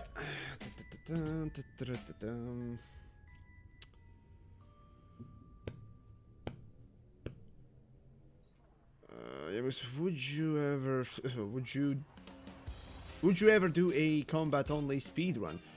Oh god, it's horrible. Well, today I'm doing exploration Road to Riches speedrun, and we'll see how that goes by the end of the 3-hour mark. But the thing is, combat only. Remember, right now combat is underpaying tremendously, and it's gonna be a question mark anyways. It's so bad, it's not even worth it. I would literally get more money if I did fucking passenger missions in one of the starter ships, literally. So yeah, it's that bad that it's not even a consideration for a speedrun or whatnot else. So let's see, that's number 4. Jokes. Way easier to just go since it's the only one and it's a water world. I can, you know, the funny thing is, as I showed in my Road to Riches video, I could literally stick a piece of paper on screen, like physical paper on screen, to mark the point where in the spectrum profitable planets are. which I do recommend doing if you're doing Road to Riches yourself. Or, if you can, memorize these things. I wouldn't recommend memorizing because it's kind of waste of brain power, but, you know, priorities to each of its own, you know. So, yeah. Alright.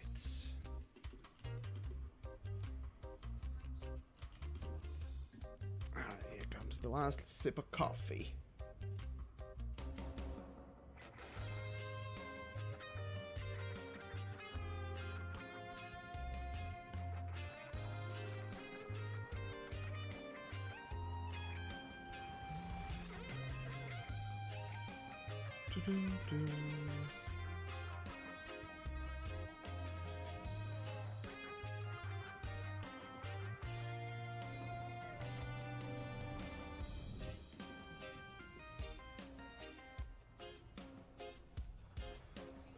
Okay, right, so which planet? Number 6, and that's in our water world anyways, right, so that should do the trick. The water world is here. Now let's see, where the fuck are you, you little piece of shit? No, no. Here we go. Found, done, next. That's how quick you can technically scan the system if you're, you know, once you get in the gear. But, well, that's Road to Riches, what I can say. Man, I really want to do a test, but to test these money makers, it takes forever. Which is why I usually don't like doing the videos that often, but Jesus Christ. It's annoying. Still, it helps a lot more people than making, you know, random silly videos, so. A compromise needs to be made, and usually, when I can be asked, I do testing properly and make a video too. If I can't do proper testing, I never do a video though. Because that would be irresponsible and stupid to present, you know, whatever million an hour without proper showcase of testing. Just saying, you know. Just saying, you know. Well, in any case. Right. Let's see. Let's see, that's 6, 6, and 1. Okay. It's high content. High metal content ones. Fucking hate those. Kind of hard to find properly. No. No. Where the fuck is it? God damn it. Oh, don't tell me it's under this one. No. And it has the infinite rotation now. Fucking piece of crap. Okay, give me a moment. Right, this calls for a manual. Right, so that's 6A. That's the last one here. Good. Turn to it. Okay. Yoink. Oh, and of course I didn't angle it towards... Wait, what? Oh, it's a high metal content one, right. 6B. That would be 1, 2, 3, 1, 2, 3. That would be this one. Yeah, that should be the one. And the final one is C1. Okay. Oh, fuck. It's all in the same goddamn place. That's 8. Looks like I'm scanning all of them. Fuck me. Fucking asteroid cluster piece of shit. Alright, here we go. That's 8. That's 7. Whatever. Oh, yeah. Please tell me you are the one. That's 3.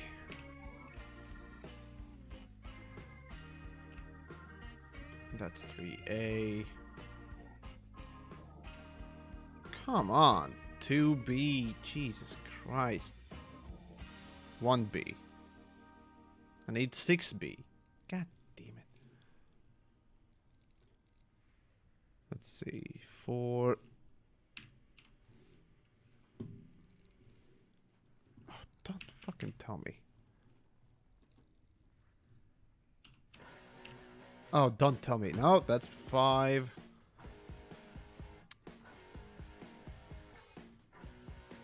No, that should have been it.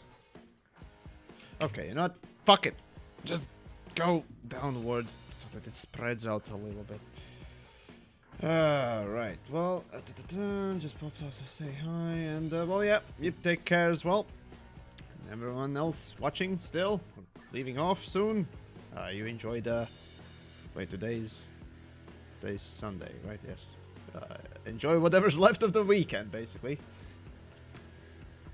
I'll be here for the next 2 hours for sure. So fun times for me to find shit. Yay. All right. And that's 5A. No. God damn it. Come on. 3C. C3. And no, that's C. What the fuck? Come on. 4C. 5C. God damn it. Come on. Show me the stupid high metal content one. That's the one. That's C. Need 5. Don't tell me that's. Yep, that's 6C. Wait, no, I needed 6B. Damn it! Ah, fuck. Fine, the system's scanned. I wasted time now. Alright.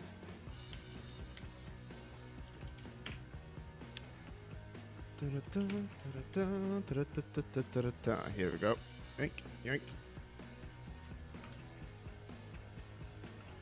Got to say, though, this exploration far beats the old method of exploration. Oh, yeah. Yeah, it's definitely way, way better. First of all, you don't need to go to the planets to scan them, clearly, right? You can do it from distance, and you can do it faster, too. Fuck. I didn't jump. And, of course, the planet mapping has been the biggest fucking good thing. Like, just being able to properly find some good places on the planet. The geological sites, biological sites, and other little things. Not always guaranteed to be found, because, you know, if you have some hidden human settlements, you need to find them by hand to this day, which is stupid, but whatever. It's still far, far better, because guess what? Before we had planet mapping and ability to, you know, properly find, you know, geysers and lava spouts and so on and so forth on a planet, there were literally on one hand, or well, both hands most of the time, you could easily count all the lava spouts that people have discovered in the entire time of Elite Dangerous. And that was 3+ years. Right?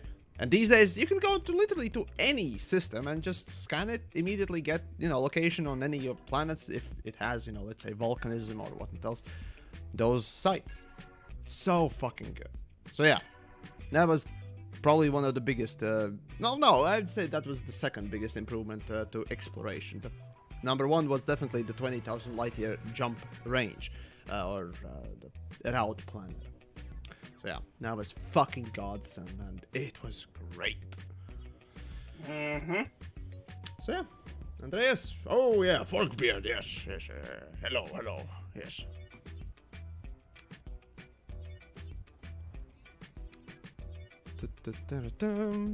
Alright, let's see. We got 1, 2, 3. Okay, let's see. The problem with the fucking shit scanner is that you can't tell the distance most of the time between planets, which sucks. So you can't really do, you know, planets in order of their distance, which would be really useful, but no, well, what can you do? That's 8, that's gonna be 7, no, that's 9. And that's number 1. So 1, 2, 3, got all of them quickly. That's nice. We got Earth-like World and high metal content one as well. Speedrunning to Colonia. Nope, I'm speedrunning Road to Riches to see how much I can earn after 3 hours, as I did previously with my preferred speedrunning method. So the score that I'm trying to beat is by the end of 3 and something like half hours to reach. The first one was 73 million by the end of 3.5 hours, starting from complete zero, and the second run was 83 million after 3.5 hours, give or take. So yeah, it's quite the score, and theoretically at best, after 3 hours with 20 million an hour income with Road to Riches, I probably ain't gonna beat it. But you never know. You never know. I definitely think that you should be able to just go do Road to Riches for a little bit longer instead of going for one deep core rock explosion before you get Asp Explorer, and that should cut out a little bit of time, but I'm not certain about it, however. So yeah, but still, it's just optimizing, so yeah.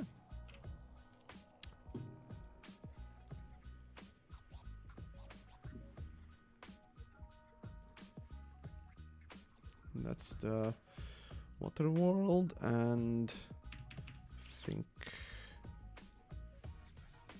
Please tell me that's 2. Yes, that's the 2, right? So these are the only 2 good ones. What is it? Ah, populated system, right? So those are the populated systems.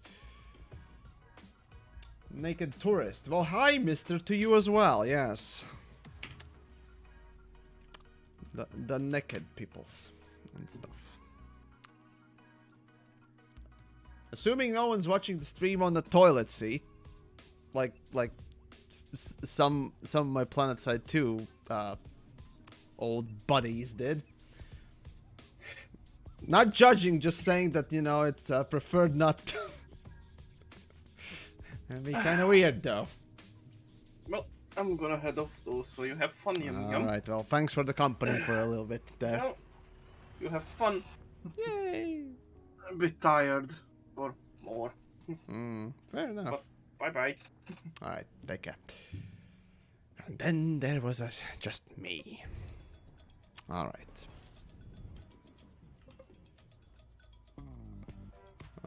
Account linking issue. Is it still a problem, though?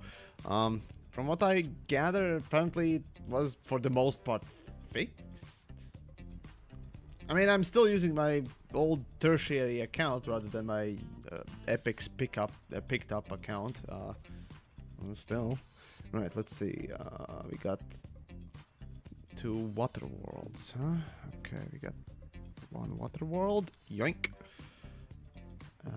Let's see, where's another one? There we go. That's another water world and a high metal content one. Oh gods, there are a few more. Let's see, BC. No wait, that's A3.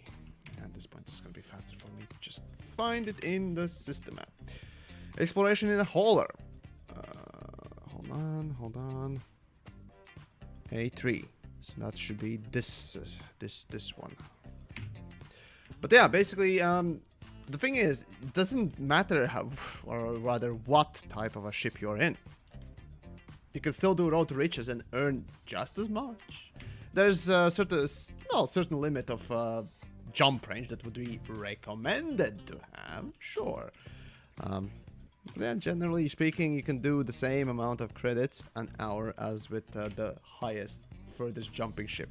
In fact, sometimes with slightly faster turning ship, you might be able to do it a little bit better because, you know, like now, I needed to turn towards a specific planet in order to isolate it from other similar looking planets, but it's just a method. You know, of course, you can, you know, search the whole system if you want to, but that's slower and kind of wasteful. And Dark's Death, hey, thank you for the gracious contribution. AMX, what are your thoughts on the new CGs and Galnet stuff Frontier developments are doing?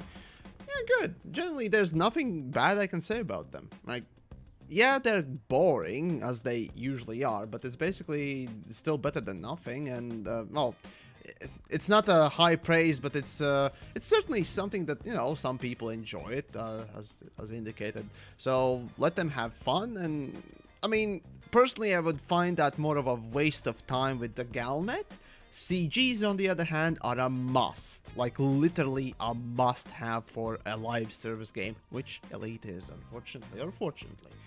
And of course, with the CG rewards, they actually have been doing quite nicely, personally speaking. I do like that they are bringing in double engineered modules, which is a really nice sort of reward, got to say.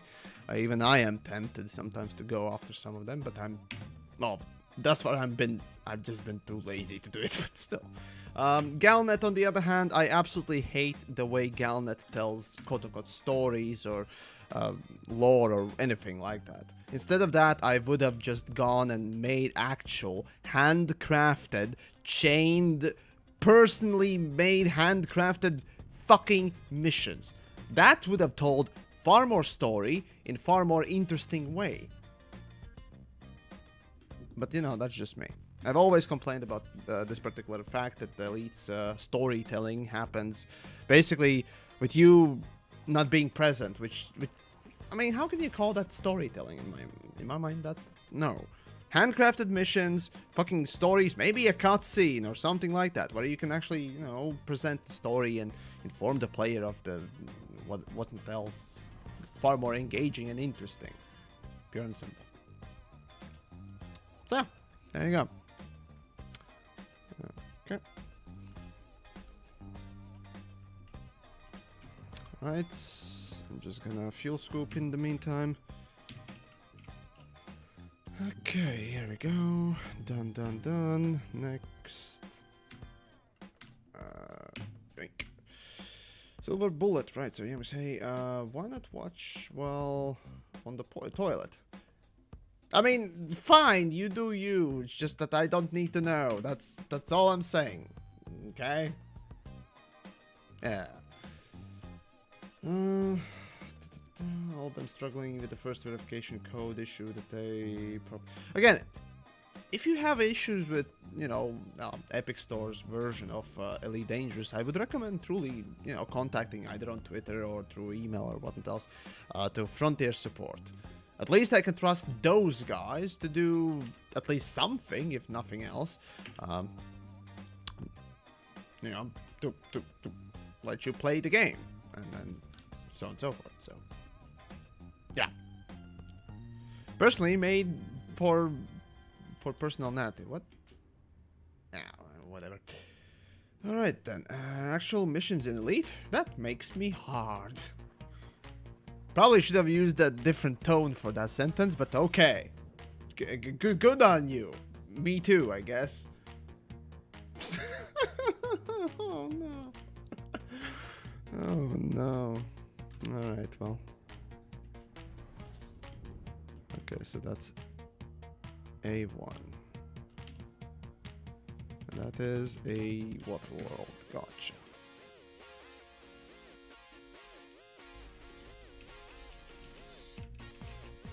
Right, so that should do the trick. And that is... No, that's a gas giant. God damn it. Okay, this one should be the one. No, these should be... What the fuck? There should be a water world somewhere here.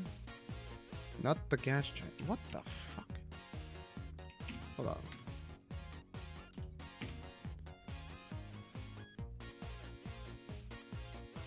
Oh god, I'm in the wrong system. Yep. Never mind. Carrying on. Right, Amos, how do you feel about Star Citizen at the moment, and what's your favorite ship to fly in VR? Right, so I don't fly in VR because I relegate my VR headset for basically a party game or evening exercise with Beat Saber, usually, for my for VR rig on a different room. But yeah, it's basically more cumbersome to just use for Elite Dangerous, especially considering that the only things that I do with Elite Dangerous is go look at thing, film a thing, need to be min-maxed and so on and so forth, or stream. And frankly speaking, for streaming, I haven't found an easy tool to read both YouTube and Twitch chats, so that sucks. But that's what it is. But anyways, for Star Citizen, right, so it's still goddamn garbage, especially right now. Like, I constantly crash. I try to film something in Star Citizen right now, and I Alt-Tab to transfer files from one folder to another, right? It crashes. Every time I dare to even Alt-Tab out of anything, it crashes. It's just, 3.11 is absolutely horrendous update.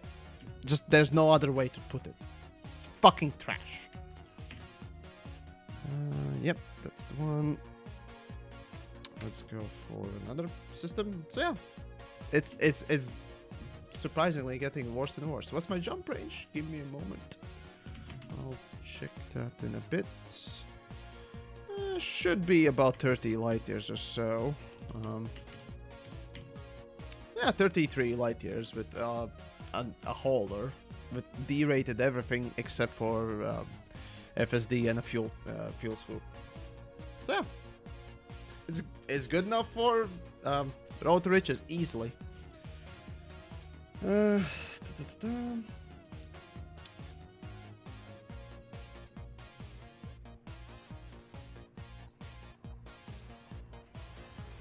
yeah.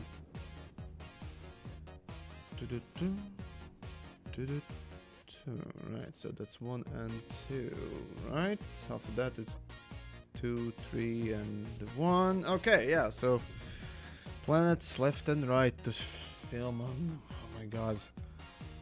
There's a lot to do within 3 hours. In comparison to mining, frankly speaking, this is a lot more repetitive and yet more grueling. It feels like already 4 hours of playing, and I don't know, I just kind of want to shoot myself right now, but never mind. Let's see. Oh, please tell me this is gonna be number 1. Nope, that's number 3. Nope, that's number 6. Number 5. Number 1, perfect. I don't need to scan anything else. After that, next planet.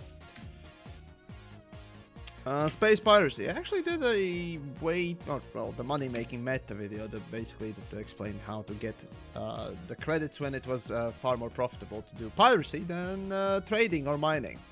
It was basically pirating low-temp diamonds back in the day when low-temp diamonds actually got spawned into ships.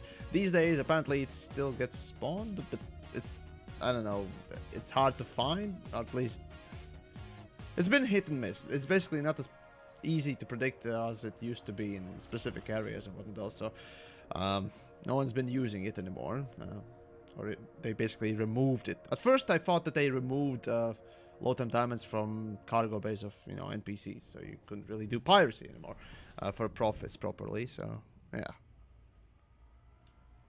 I don't know. Need to go and investigate again, basically.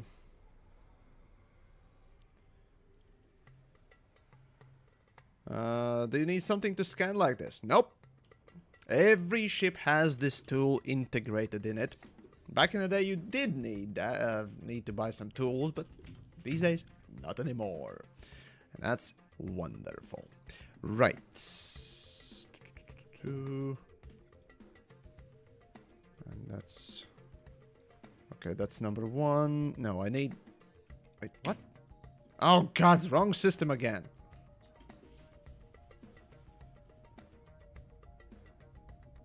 Sergios, well, hello to you as well. Doing just fine, dandy, and doing my own things. Advanced Discovery Scanner. Oh, God, that thing was 1.5 million. And only then you could start doing Road to Riches, which is... It was dark times. I mean, you could still get about 18 million an hour, but you had to have bigger starting capital. These days, you literally needed... This hauler costs... Let's see, this hauler costs around 200,000 credits. Only 200,000 credits, and you can do exactly what I'm doing right now. At the same speed, or even faster, actually. Back in the day, you needed literally that 1.5 million as a minimum, because that fucking part cost that much. Back in my day.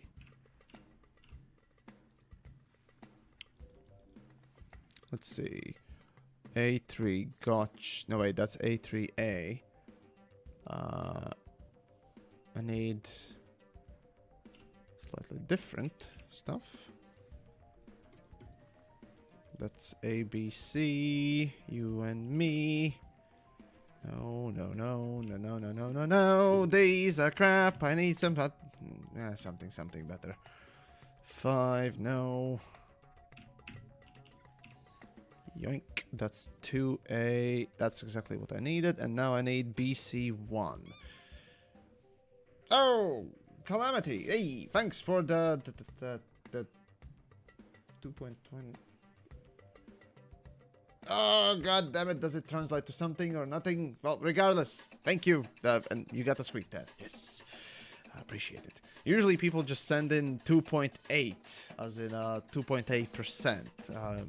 Meme back in the day when developers said that, oh, only 2.8% of people use board flipping. Those that don't know what board flipping was, it was basically going into station and logging in and logging out in order to force the game to regenerate or re-roll missions. Thus, you could pick up, you know, multiple missions that paid pretty well and for the same destination or for the same thing and so on and so forth. These days, you get in a station and the missions will be re-rolled every, I don't know, was it 10 minutes or 15 minutes? And you can't log in on different modes to force that, unfortunately, anymore, so that sucks. Yeah, there you go. Anyways, that's ABC1. ABC, yeah, I need BC. BC1, there we go. BC1 is this one. There we go. I'm wasting time. Come on.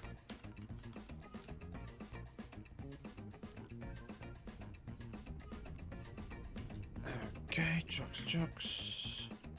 Oh, fucking jeez. Okay, it's gonna be pretty fucking annoying here. And BC2. No, I need BC1. That's a BC3, that's a BC1. There we go, that's what I needed. Now moving on to next one. That's gonna be an Earth-like. Alright.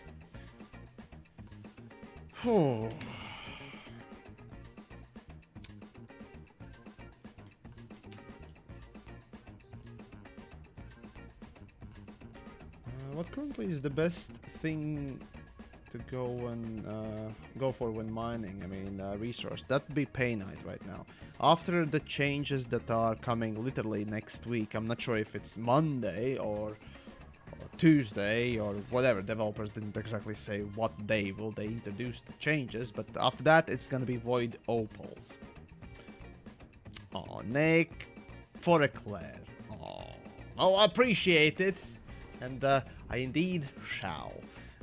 A good eclair. That sort of comes from yesterday's. Oh wait, no, not yesterday's, but 2 days before or ago, a stream where I did mention that in Yamex's mind, eclair is that pinnacle of the pastries, like that luxury, tasty thing.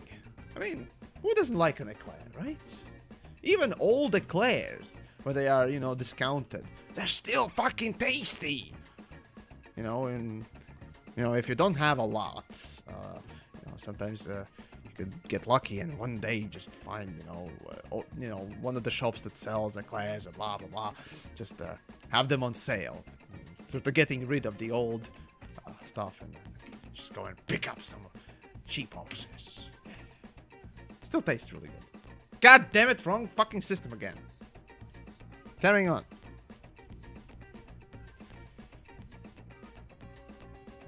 Do eclairs go good with kvass? No, well, I mean, depends on your taste and what else. I'd say something warm. You know, it's a chocolate treat. It's a chocolate cream treat. So I'd say it goes really well with coffee or tea. So yeah.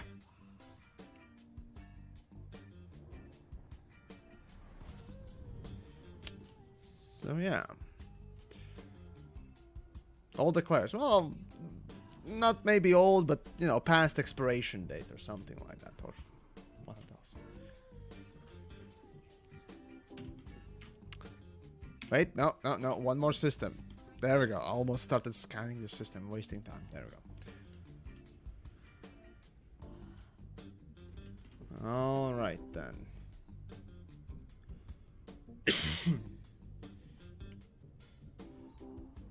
How are you supposed to mine void opals when PVA is broken? Pulse wave analyzer is not broken. It works just fine for me, and I've been using it for the last weeks. It works as intended. It's been fixed. If it hasn't for you, at least on PC it is. And if you're on PC just like I am, then bullshit on you, I call. There you go. It might not load immediately because yesterday, 2 days ago, when I streamed, I had everyone had connection issues with Elite Dangerous, right? And the fucking thing didn't, the pulse wave didn't show up, or rather didn't show proper values, or well, properly lit the stupid asteroids, right? Until a little later, until the fucking server loaded in all the shit for the asteroid field, so might just be that. Yeah. But pulse wave should be working right now normally.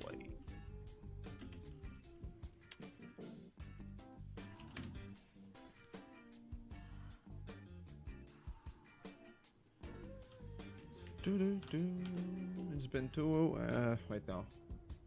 Since I started, 25 minutes, so almost 2 hours of this, basically. Whee! Oh, God help me.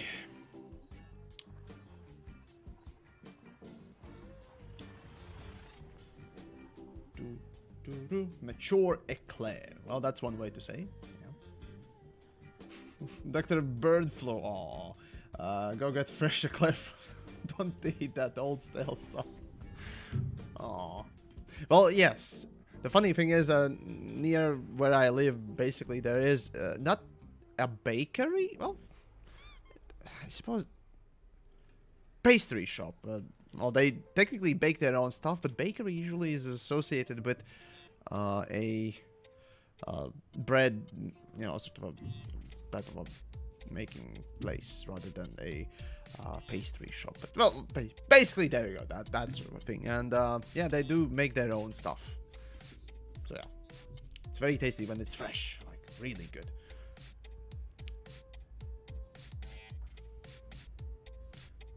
Okay, let's see. 1, 2, I think 2 jumps. No, next one is scannable. Alright. Oh god, I've been through 31 planets.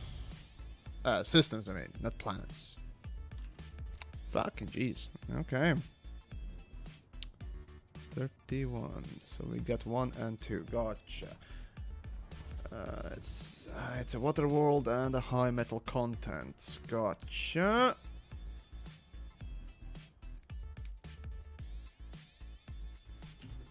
Okay. Let's start with the water world. Where the fuck are you, little shit? There we go. Oh. And high metal content should be around here somewhere, I think. Please tell me that's 2. That's 2A. No, I need 2. That's 2A. No, wait, that is 2. Yes, I need 1. Please tell me you're number 1. Yes, there we go. Okay, this is scanned. Good. Carrying on to the next. Let's see. Where are we? All right. Let's see. Don't rely on pulse wave analyzer. The core rocks have a certain look to them. Sure. The problem is that, well, or rather, the easiest way to sort of start recognizing the shapes and forms of those motherlode rocks is through the color that pulse wave gives. Basically, you see something bright somewhere, you go for it. Though it may look like a deep core rock, you shoot and realize, oh well, that's not it. Then you turn on the pulse wave and look at that, it's not even bright. So I'd say pulse wave helps quickly discern, where is what. sort of allows you to brain off, if you will. Just put your mind at a sort of relaxed state and sort of search simple things and then sort of whittle it down until you get where you're going. So yeah, at least that's how I usually do it. You know, I'm kind of a lazy miner anyway, so yeah. Right, need this. Alright, so system, water world, that would be this one. Come on. Here we go. Yoink, that's only one. Next as well.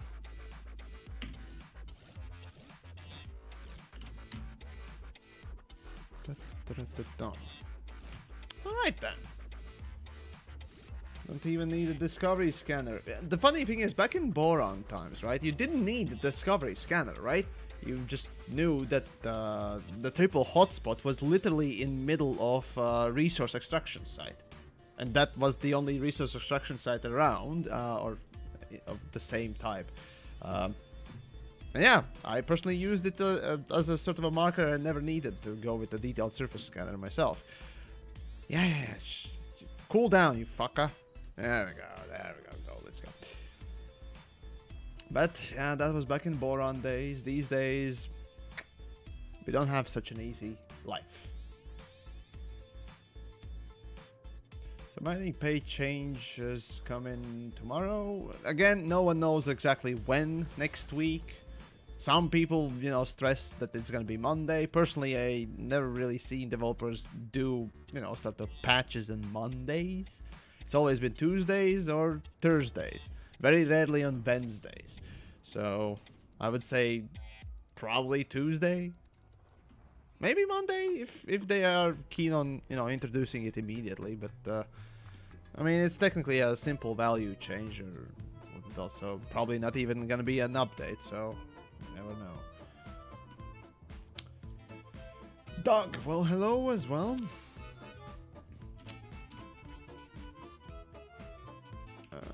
Let's see.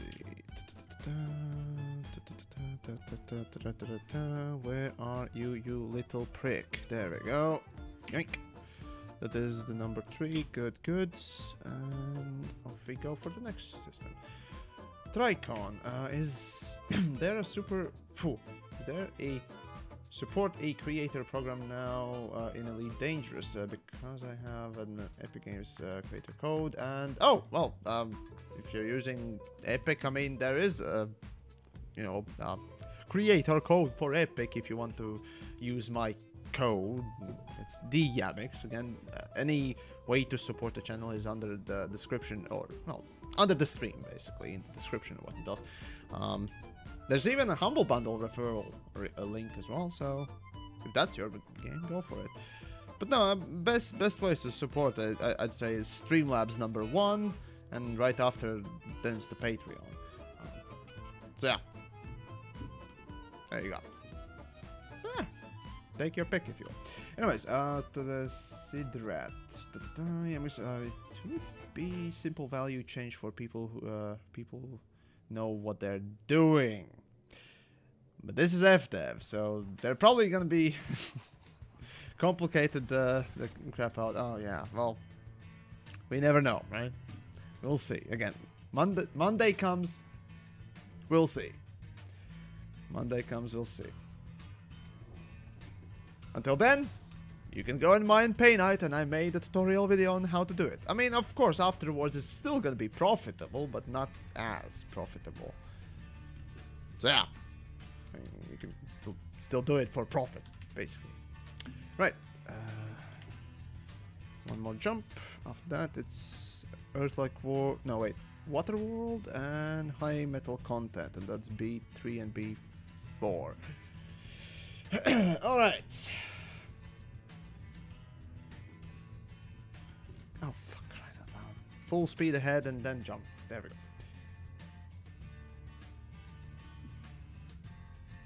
Prices are usually server-based, though, not client. Yeah, that's true, that's true. I kind of expected them to do more. Far more than just send out feelers, if you will, but well, you never know, you never know, right? we'll see what developers do and so on and so forth. So if you haven't subscribed on YouTube, you know, for changes and what else, please do. And same thing goes for Twitch as well, you know, so follow on the Twitch if you want to see streams and so on and so forth. Also YouTube too, but yeah. Anyways, right.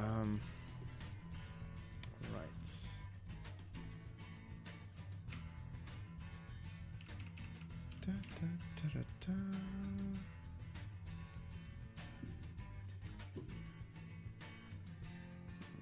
No. No. No. Come on, where's the stupid water world? Oh, don't tell me it's here. Yep, it's here. Number 4 and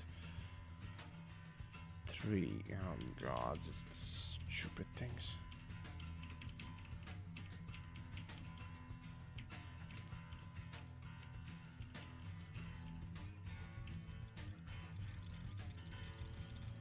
Of course, the asteroid cluster garbage. Okay.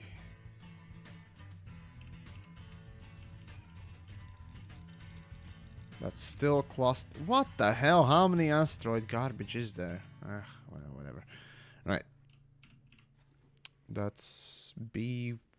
I need B3, not B1. That's B3. Gotcha, gotcha. Okay, now I can move to another system. Yay, me. Yeah, Road to Riches is what it is. Copy, paste. Man, doing Road to Riches, I gotta tell you, I really wish they would implement, you know, multiple route planner. Like, you could copy a list of systems and even put it as a bookmark. Like, you could export your personally set bookmarks and import bookmarks through a text file in, you know, game folder somewhere. How fucking cool would that be? Like, I shit you not, that would fucking hell, that would be awesome. But yes, hello to you as well. And everyone else who's just joining today, I am basically doing a speed run with Road to Riches. I'll see after 3.5, well, 3.5 hours, or 3 and something hours of doing this, how much you can earn by just doing this, starting from this very beginning. Let's see, that's 1. That should be this one. But yeah, my previous sort of records or numbers for the last time doing different type of speedrun, basically the same time though, was 73 and 83 million respectively for the 2 runs that I did.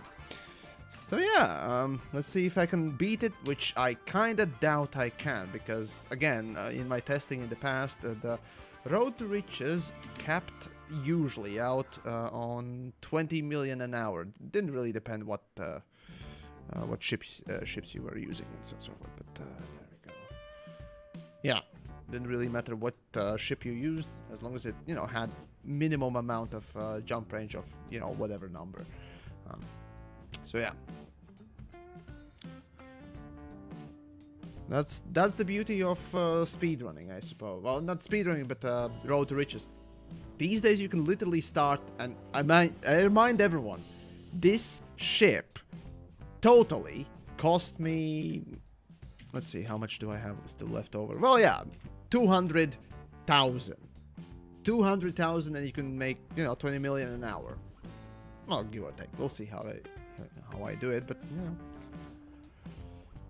it's obviously from a fresh account, so there are extra minutes that I spent doing things other than this, so that wouldn't be exact perfect calculation, but that would be you know, from a fresh start calculation. Right, so let's see. Number 4, Waterworld. Gotcha. Waterworld, come on. No. There we go. You fucking little shit. Good. Moving on next. Alright. I mean, you can technically fly an eagle. Yeah. But the eagle doesn't really have that much jump range. The reason why I pick Hauler is that it certainly has the highest jump range until you get to Diamondback Explorer. And Yeah, Diamondback Explorer is 1.8 million. So good luck with that. With Road to Riches, yeah, you can get it relatively quickly, but it still takes time to, you know, get it. So this is way faster. Unholy, hello to you as well. Been watching your YouTube channel for a while. Doesn't Game Glass allow for navigation? I don't use it, I don't care. What I use is my brain and the Stream Deck. And free tools that are free, that are better. Or something. There you go, that's my thing. Anyways. Number 3, yep. Gotcha. There we go, that's number 3. Moving on to the next system. Okay.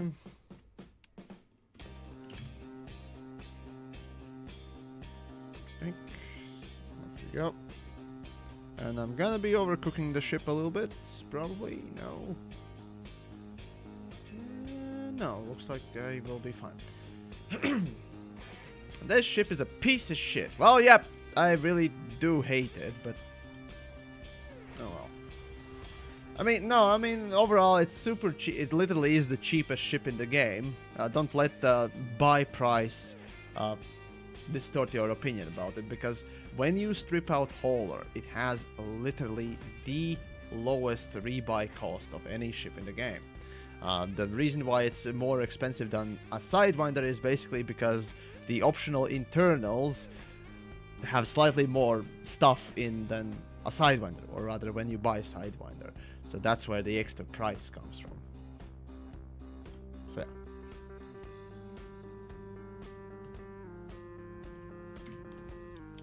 And we got only one planet, and that's 20,000 light years away. God, I'm happy. I don't need to fly there. I literally can scan it from here and be done immediately. Yay, Road to Riches. Or rather, yay, the new style of exploration. There we go. Okay. How to get a free Anaconda? Go to Hutton Orbital, or if you don't know how to get there, I do recommend watching my great video about that. Just go on my channel, look up the sentence or video called Free Anaconda, or how to get a free Anaconda, and you're set for life. It's totally legit. Trust me. It's great. I approve it. And then spread the word to your friends, family, to your pet rock or cat or whatever you have. Yeah.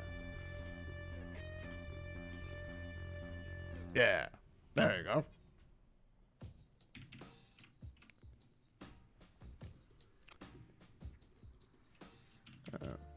Okay, let's see. High metal content. Let's see. That's number 2A, no. And that's a 2, and that's exactly what I needed. Next system. Whew. Okay, right, here we go. Oh gods, I'm already getting bored of this fucking stuff. Oh, one more half hour and then I can basically put an end to this nonsense. Kill me.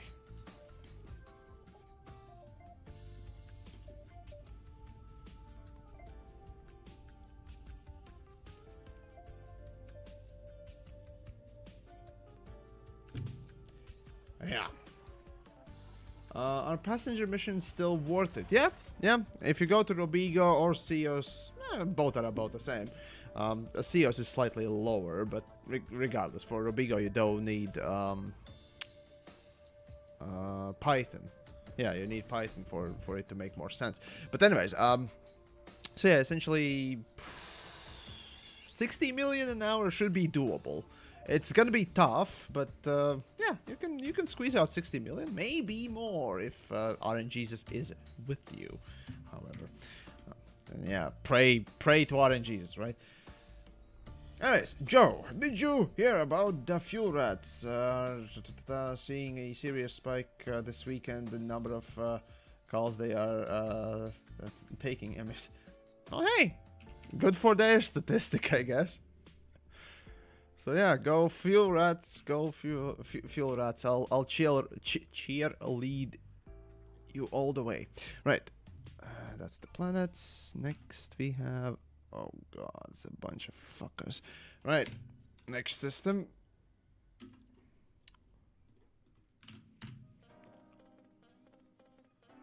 The funny thing is, I still have not left the.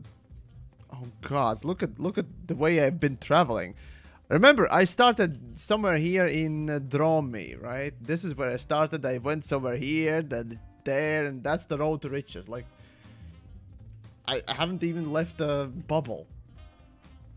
I'm just traveling around from system to system. And still making a lot of cash. Obviously, once that dries up, but there are so many systems within the bubble that, yeah, I ain't gonna dry up that often.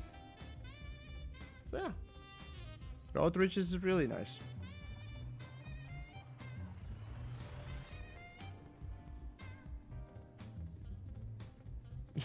My favorite part about Elite Dangerous gameplay is brainless scanning degraded emissions for a small chance of getting the thing you actually need.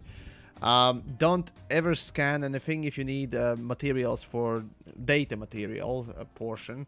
Go to, what was it, Jameson Crash site, or Crash Jameson Cobber site, and just scan those 4 fucking things and get everything ever you might need from data.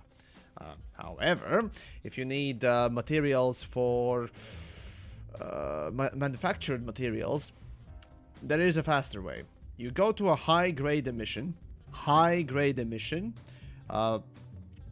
it in any system, pick up all the things that are in the high-grade emission, literally quit the game, task, kill it, or what else. Doesn't matter how you do it, frankly speaking, at this point, and developers say it's okay.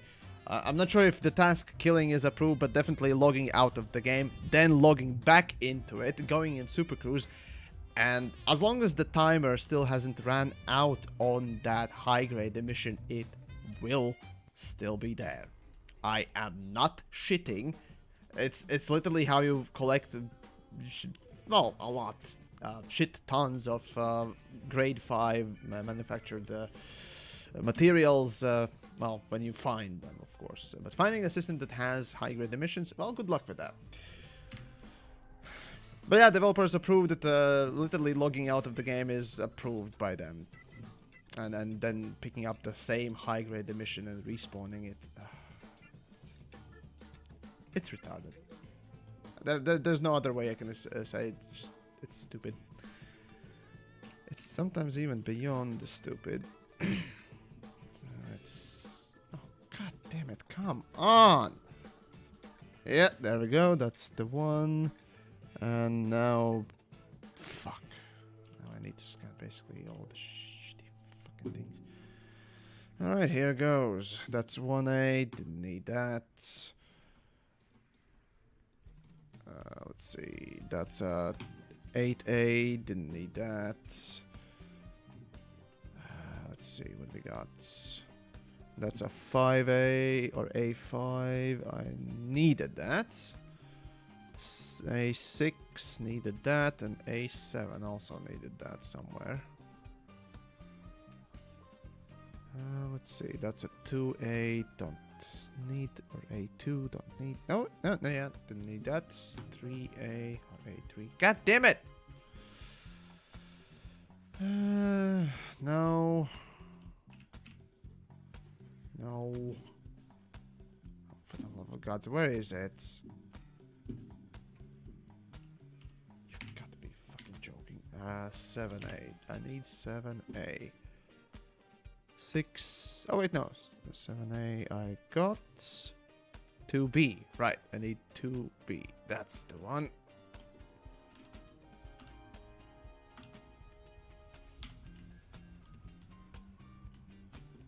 Right, here we go. Opinion on combat killback. That's a joke. Now that is a joke. What else can I tell you? Really? Oh, for the love of God. Let's see. 4B. No. Oh, I hate this sometimes, really. That's 3B. No. That's 3B. No, B3. Please don't just. God damn it. Somewhere in there. There we go. Fucking garbage. Alright. Next system. Killback is a joke in general. It's cute. Killback is cute, but is it good for anything? No. Absolutely no. Okay, Asp Scout trying to do anything. That's a joke. I mean, it's a really bad joke. So yeah, it's a really bad joke.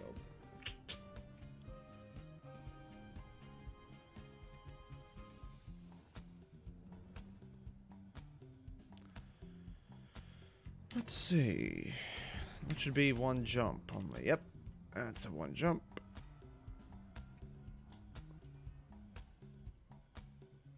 What am I doing right now? Sightseeing? Nope. Road to Riches. Still got about a half an hour to go for the end of the speed run for Road to Riches to see how far can I go with monies, or rather money earning wise, with the best, you know, more profitable planet scanning, like what I'm doing right now. Just jumping in, scanning the most profitable few things, and then jumping out to the next profitable thing. Because guess what? Some planets are more profitable than others, and yeah, most planets are crap. Stars especially.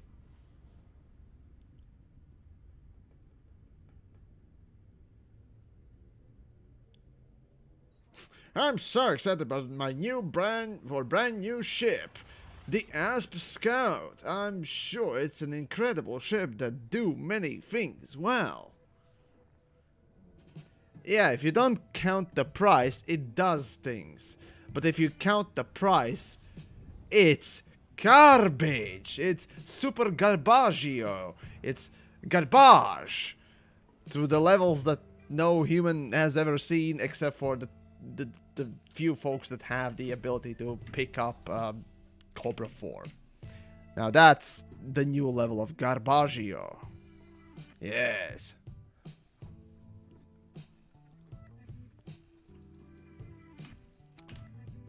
Okay, that's... Oh wait, no, there is another one. There's a high metal content one. Let's see. No, no, no. No, I need number 2. That's number 5. No. I need number 2. Number 2, where are you? Nope. Nope. God damn it. Come on, give me number 2. You fuck. God damn it, wrong place. Fuck me and my scanning abilities, right? Yeah, this is why you stick a piece of paper onto your screen in order to scan shit, because this is just a screw up after screw up. Yamik's done shit in your ship. What? Isn't it? What?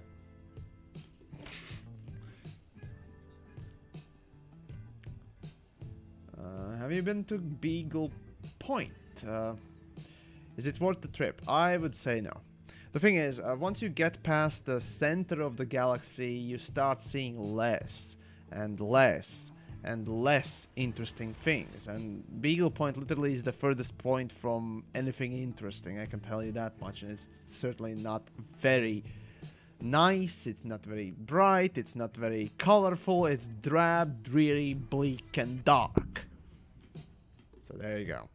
I would not recommend doing it. Go to the center of the galaxy, for sure. That is a good trip. Everything else is a question mark, frankly speaking. Right, let's see. We got only one planet. Yoink, and that's the one. After that, we got another water world. We're actually near Beagle Point. Yeah, sure.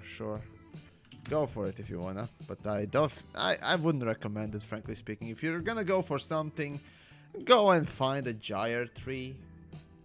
Like, open your codex and find a place that has gyre trees.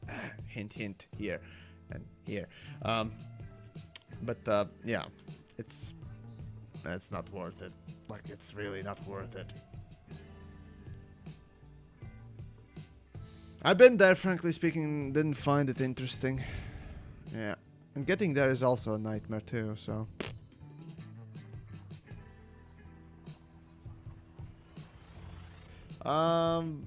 No, with the fleet carrier you still get there very slowly. Okay, let's calculate, right? So, every jump you make with the fleet carrier is 500 light years.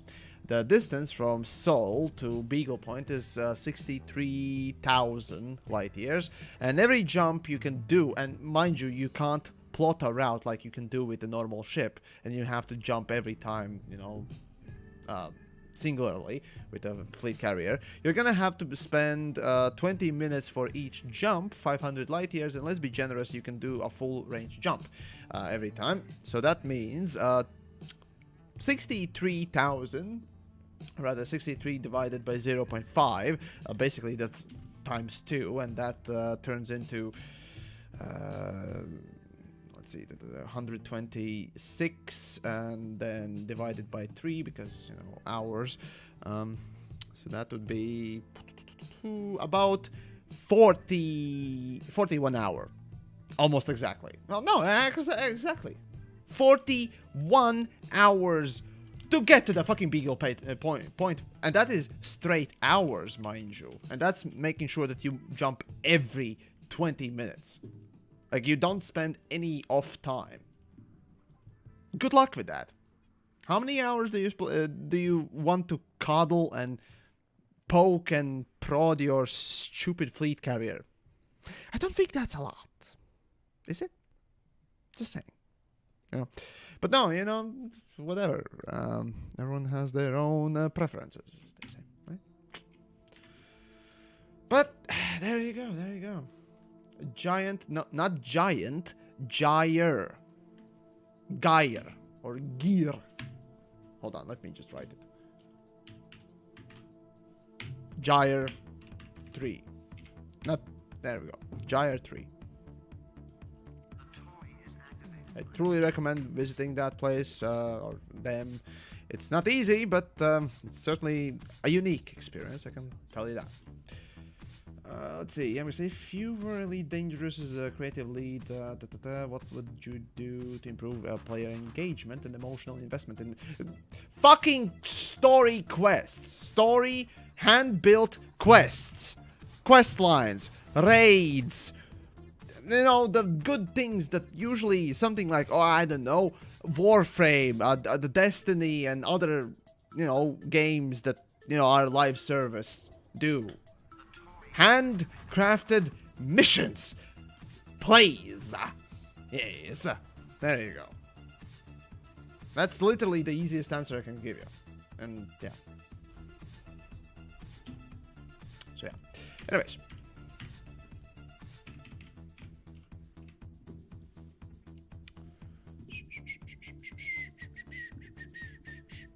There we go. And we got high metal content as well. Fuck me. Okay, that's number 3. Let's see, 1, 2, 3. Okay, so where's 1? Damn it. Well, is that number 1? Yes, that's number 1. Lucky me. Okay, jumping to the next system. Oh boy, no sound. I usually turn in-game sound off, not off, but down by quite a bit of amount, so that you can actually hear what the fuck am I saying, and plus music more, because let's be frank, Elites, sound and music, they're monotone, they're monotone, and the tone doesn't usually fit the style of streams I do. So I much rather prefer to just put on some more brighter, more cheerful music. A little bit, at least.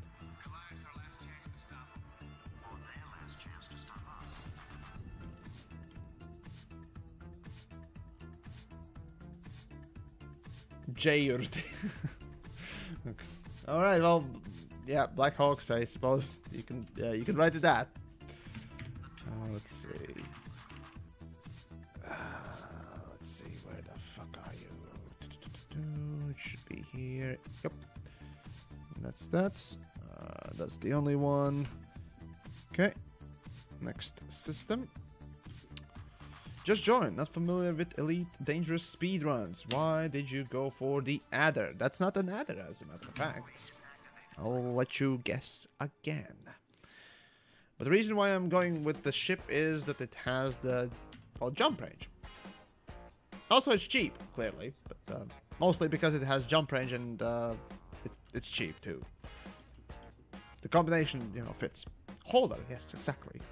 Do you see a cup holder? There's no cup holder here!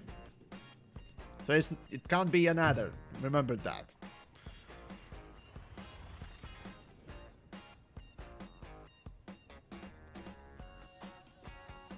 Alright, let's see what we got. Number 1 and number 2. Okay. No, the thing is, adder can be just as decent as a hauler. The difference is that adder will be, well, capable doing less jumps, or smaller jumps that is, so yeah, clearly. Actually, what was the maximum of a adder real quick? Show me Coriolis, show me. In the meantime, just go down. The maximum jump range of an adder, actually not too bad, 33 light years, so it should do just fine. Yeah, it should be doing just fine, just like this one. Well, not as, but still. Should be okay. Okay, that's number 2, and now I need to find number 1. Is that number 1? That's number 6. Is that... oh, fuck me.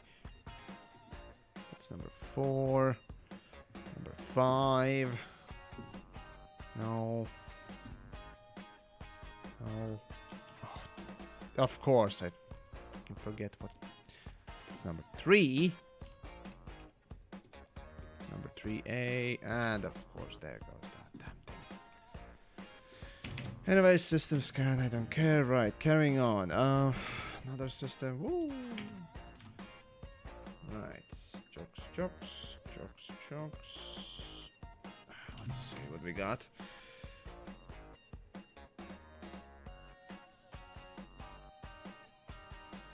There we go.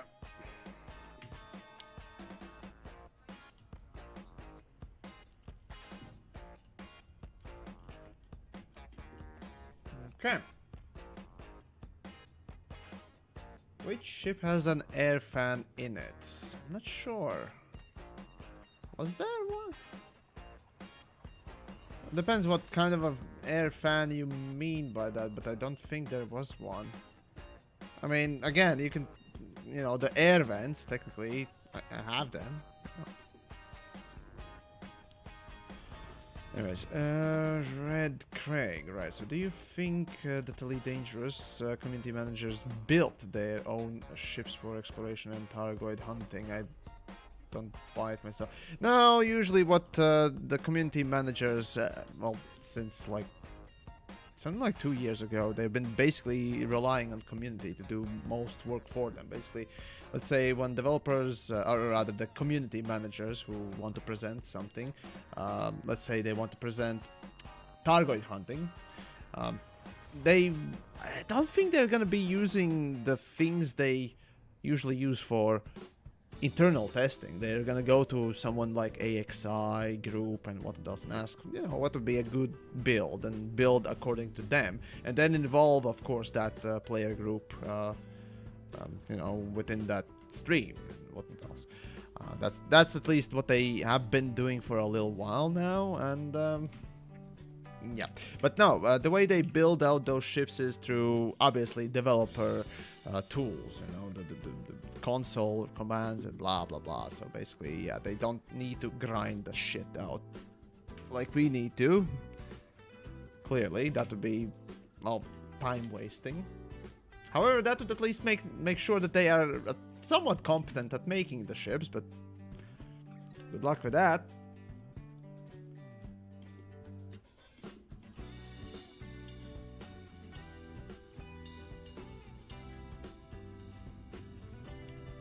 Alright then. Right, so we're nearing 3-hour mark, the near end of the stream. And I do really wonder how much money will this whole trip garner me. Because again, I remind you that the last time I did check, and I checked it multiple times, the new Road to Riches, that is the new tools, right? They allowed essentially 20 million an hour income. Clearly, I started the stream without, you know, marking off at what point I started doing this with this particular ship.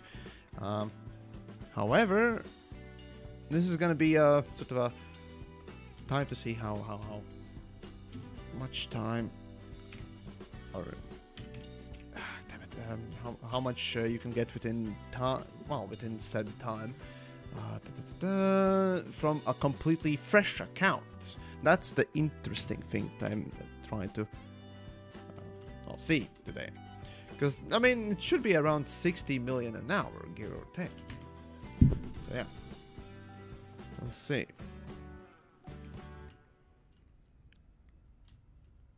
What we do here is go back. Okay. There we go. Favorite ship? Python. At least for me. I don't know about you, chats. Actually, why not? Chats, what's your favorite ship? Good evening. Hey, Dutton. Guten Tag, ja. You know what my favorite ship is? Crate. I mean, 2 crate. Not the Phantom, but the Thingamajig, yeah. I think, at least. Yep, you're right. Crate Mark II. Yeah, I remember. Brain no let me down today. Kunskurirals. In Latvian, that's basically ship with a breer. Yeah. I just got it right. For me, cup holder is kind of important too, you know. But you know, everyone has their priorities. Your smoothies. Yeah. Oh, the federal salt chips. Yeah, definitely. All the smoothies and dispensers. Those also are very important. So you can't usually pick just one. Right. Let's see. Carrying on. For me, it's a very close tie between Python and Crate, but the They are exactly the same ship, though. Yeah, but I'm playing mostly in VR, and the cockpit of the Crate is nicer for VR. True. It's also centered rather than, you know, a left-hand drive. So yeah. Though Python at least is in the right seating arrangement, because right-hand drives are for feeble and weak and backwards and old. The sort of a thing that doesn't move with the times and the world, or universe rather. So yeah.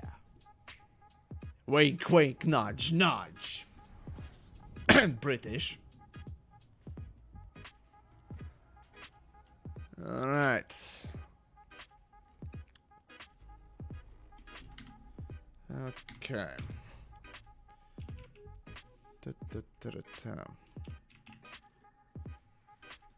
Right, we got 5A, yes, and 4A, and what else? Okay. Alright, let's find the... No. Let's see, that's 4, and that's 3, and we got a squeak from Bastria. Hey, thanks for subscribing there on the Twitch side, really appreciate it. 3, 4, 5. Yes, gotcha. Okay, now moving on to the next system.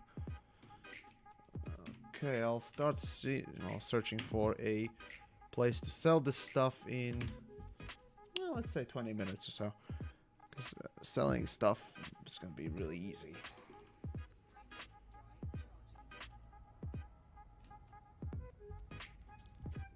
Alright, here we go. Let's see, had a plan, but caught in the Fed rank lieutenant. Broody, sorry. Starting a new account and grinding Federation or Imperial ranks is horrible. Are you sure you want to do that? I personally say no. Like, Corvette, yes. But for Corvette, you need money first. So I'd recommend getting that first. Cutter, the same thing. All else is worse. Like, Federal Cell Ship is good ship. I like it. And it still has its uses. However, any other ship... okay, fine. Courier still has maybe some niche use. But not much. I can tell you that the Federal Dropship basically is useless because it's a hull tank, and hull tanks are trash in the current meta, or well, basically forever since invention of engineering. And what was it? The Clipper, well, very pretty and very cool to fly, is trash, unfortunately, in basically everything. Gunship. Because you can't really use a fighter properly without, you know, somebody in the open making a fuss about it. And basically it's broken and so on and so forth. I mean, you can still use the fighter and it will do it fine, but if you're playing with a friend, using a fighter is a really bad time for your netcode. Always. So don't use it. Sucks. Yeah, so yeah. But oh well.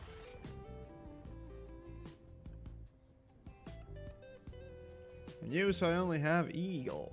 Hey, Eagle is a really good ship. It's really pretty. The so-called fashionless ass raper, as I named it in the review.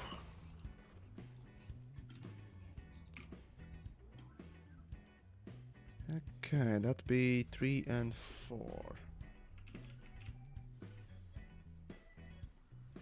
Okay.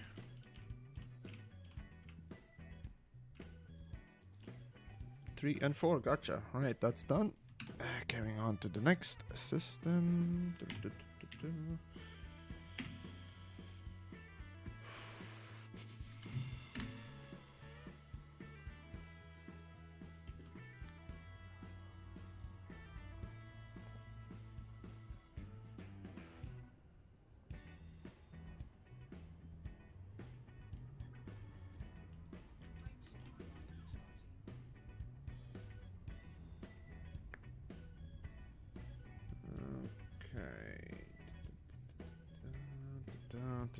Anyways, where am I going? Well, I'm not going anywhere particularly. I'm just going from system to system that has something expensive to scan, and thus collect a bounty for it later. Well, not technically bounty, but no, cash for the scan. There we go. So yeah, the so-called road riches, where you go from system to system to just scan the most profitable planets and thus turn in for a lot of cash, or at least the most cash possible. This is of course done without planet mapping, which, well, gives extra credits on top, which I would like to test one of these days, but certainly not today. Right, so I need 1, 2, 3, right, so where's the 1? That's 2, please tell me that's 1, yes, that's 1. And there we go. Next.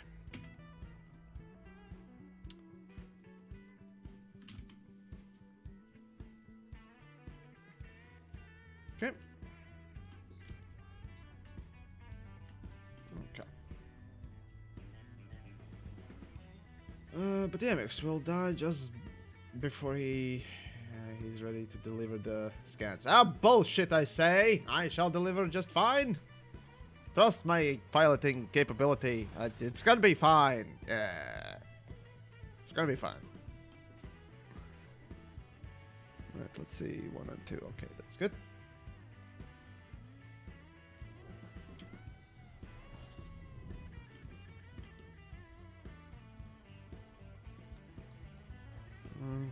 Okay.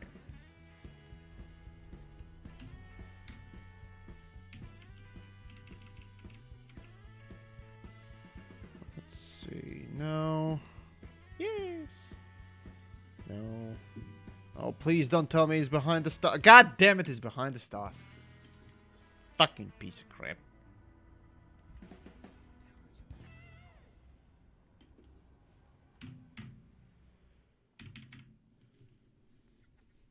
Let's see. Yoink.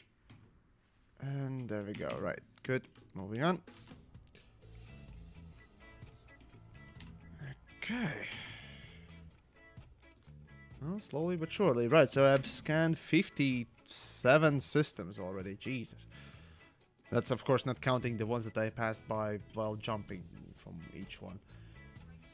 I'm just going to get interdicted by NPC Hauler while he's... Oh, fuck off.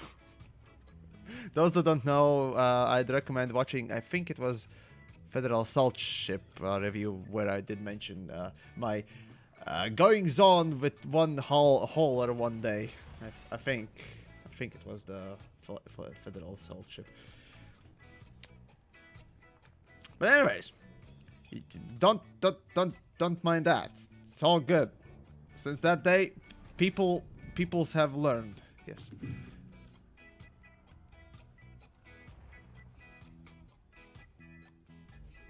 Let's see. Let's see. Where are you? Come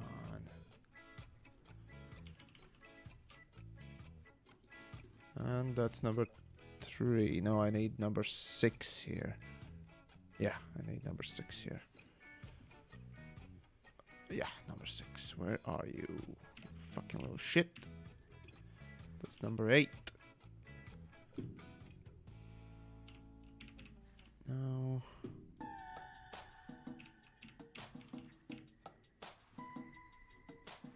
It's number 6. Good. Okay, moving on.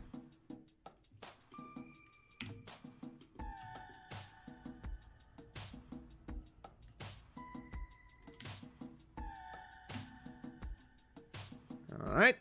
There we go. There we go. Right. Damn it. So close. There we go. Okay, right. Early on, should I kill pirates for money or do courier missions? Fucking courier missions for sure. Killing pirates will bring you literally no money. Get courier missions, get enough cash to get a better ship for, let's say, trade or something, and just go trading or something, because combat just does not pay. In fact, I've released plenty of videos how to get... Mining would be the best one, clearly, so I'd recommend even doing that, you know. Passenger missions are... Actually, no, passenger missions is a good boost if you just don't want to min-max things and just, you know, do missions. Yeah. Passenger missions is a good try for, well, early game as well as, you know, mid game too, without, you know, stressing about the greatest profit an hour or what else. I thought you were mapping plants as well. No. I'm just doing normal scans, so we'll see how much do I get, and yeah, it's gonna be interesting, certainly.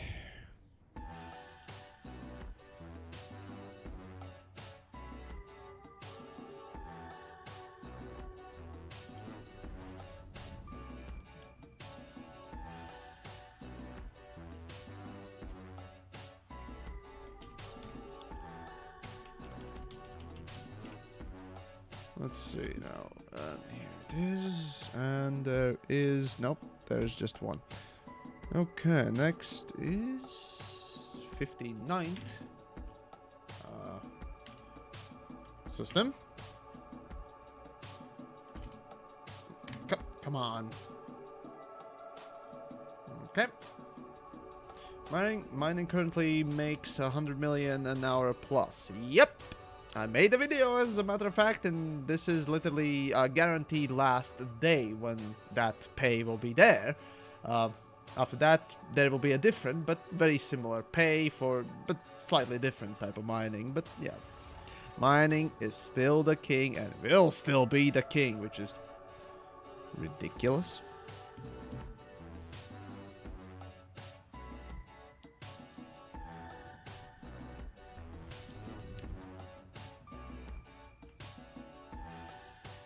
Alright.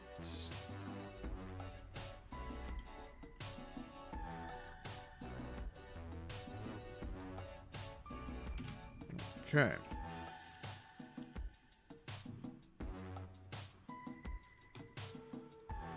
Okay, and dun. No? The fuck? I mean, okay, fine. Right, that B7. No, I need 3 and 4. Let's see. Oh, for the love of God, just...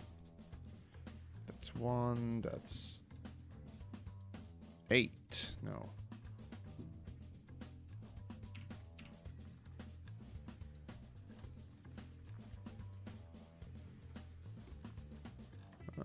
No. That's 9. No. That's 2.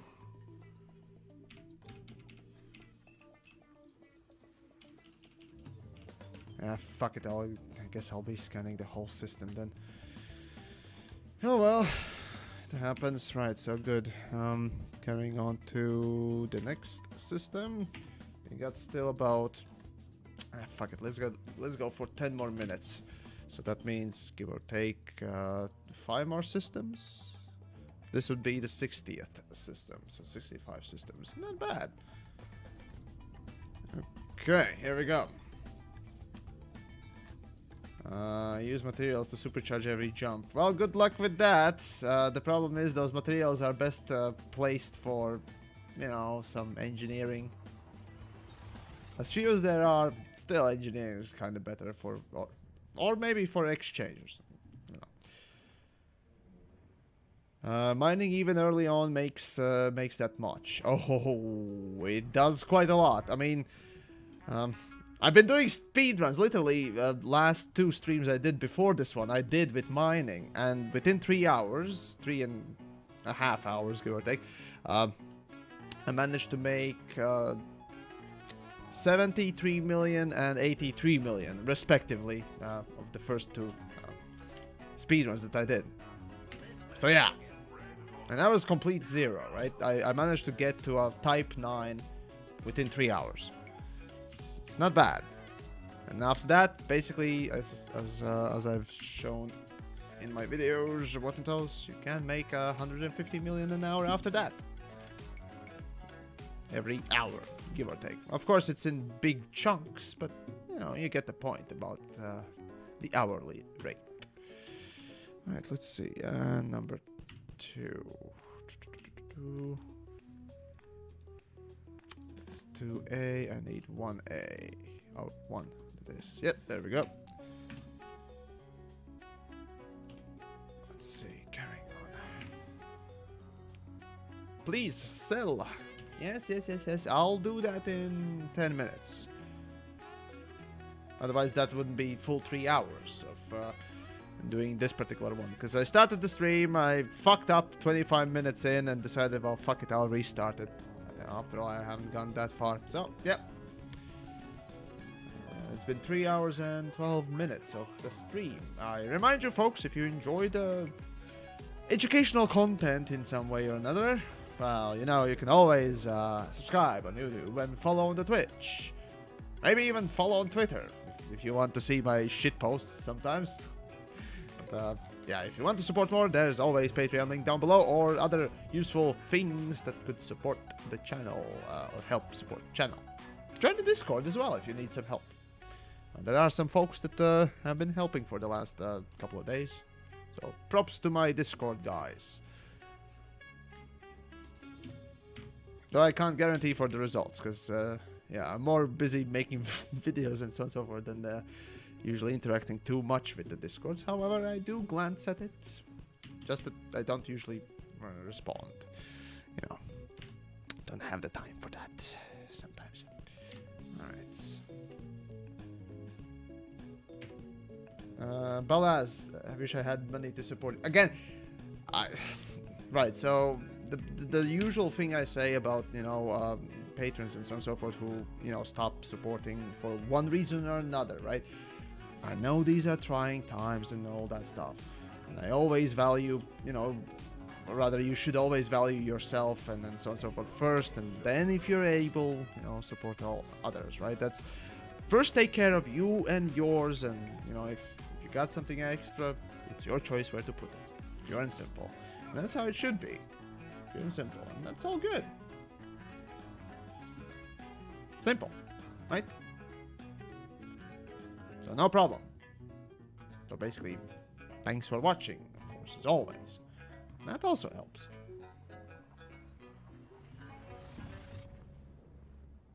Basically what I'm saying, don't sweat it. Alright. Alright, let's see what we got. A couple of systems here. Okay. And with the next system, or maybe next after that one, I should be able to quit. And do things, right. Need to get away from the star. And...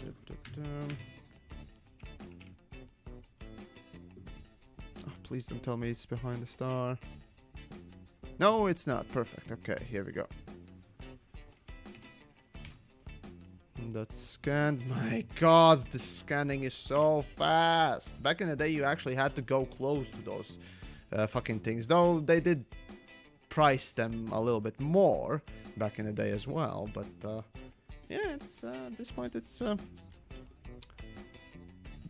know, they reward you slightly less, but you can scan the system so much faster, which is so good. Yeah, it's neat. It's neat. Alright, we got 1, 2, 3, 4. Okay.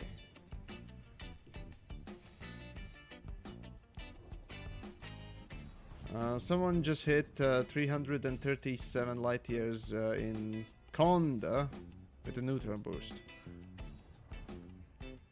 Was that the record? I don't think that was the record. Don't remember. No, 84 light years is approximate maximum of Anaconda times 4.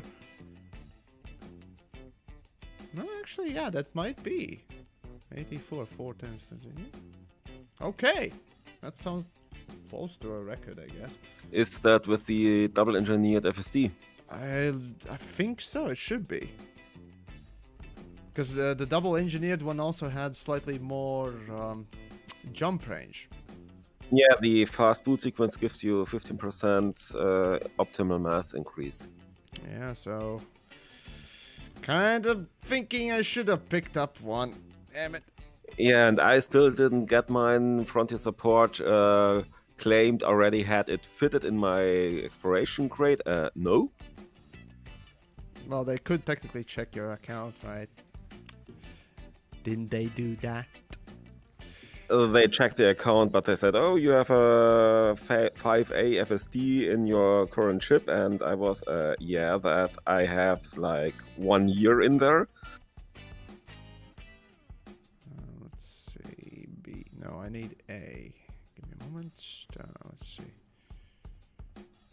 But I think they will follow through. I mean, they're currently a little bit busy with all the new... You know, kind of nice to do that. Usually, yeah. It's like, fine. Yeah, they're probably just super big right now. Yeah, I mean, I can understand. Again, you know, everyone's having problems with the Epic, so yeah, it's just asking, and I think they should come through. Right. Right. No, still not. God damn it, where is it? 2A, 3A. That fucking piece of shit, give me money! There we go, you fucking stupid system. Rather, give me scans, you cunt. Alright. A, B, the... Yes, there we go. Fucking credit hogs. Let's see, 18 minutes. That means I could do a few more systems, right? Then one more, and then after that, one more. Right. So, last two systems then. Then I just go to any system nearby that I can sell shit to, basically. Or rather, turn in the date and see what I can do within 3 hours with a fresh account. Or rather, from a fresh account.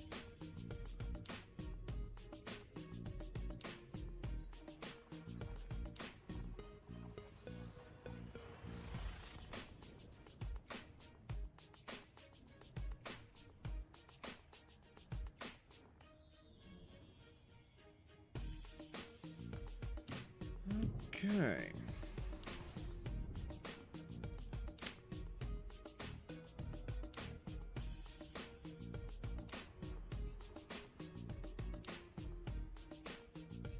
Let's see. You have a video on jump range, or is that the comic duo that you did one? I've done a few videos. Depends on what you mean, because again, I'm not sure which one you mean. Alright, that system scan is done. Right. Oh wait, no. One more system. Need to be jumped.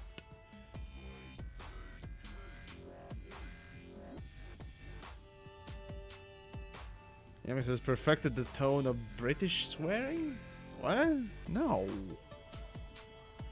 I hate the way British swear, because that's not really swearing. It's like, you piddly pop... I don't know, yellow... Oh wait, no, like the old American swears, like yellow belly and whatnot else. You know, just some garbage, trite old fucking crap that is not even coarse or crude or whatnot. It's just silly.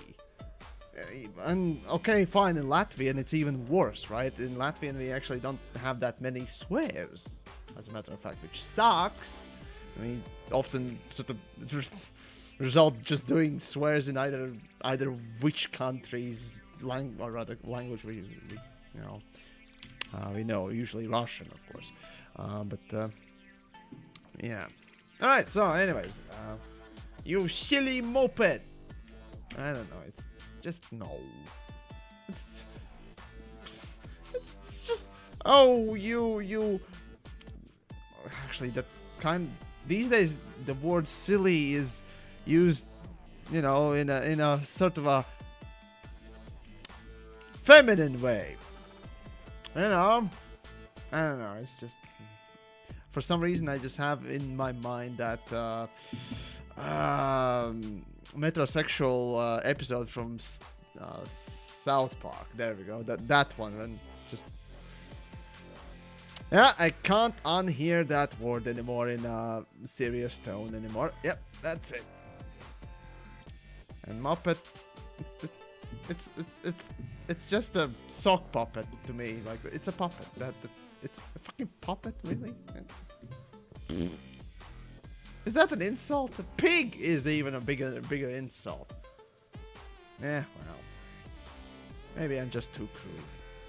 Anyways, right, so, it's time to bring in the crap. Where is the fucking economy? God damn it. Right, so, I'm just gonna go 20 light years away from my current position. No, that's 40. Why am I going 20 light years away? Is that you can't sell the data to a system that is closer than 20 light years to where you scanned it. After that, the distance between the place where you sell the discovery data doesn't increase or decrease depending on the range. So it's constant. The minimum range of selling is 20 light years away from it. How about Clonker? Oh god, Clonker, again, it's so old and flapdoodle. It's like it's a flap and doodle. Doodle is something silly you draw, and flap is just a flap, right? Like mud flap or something. I don't know. It's bad swear. Like it's not even insulting.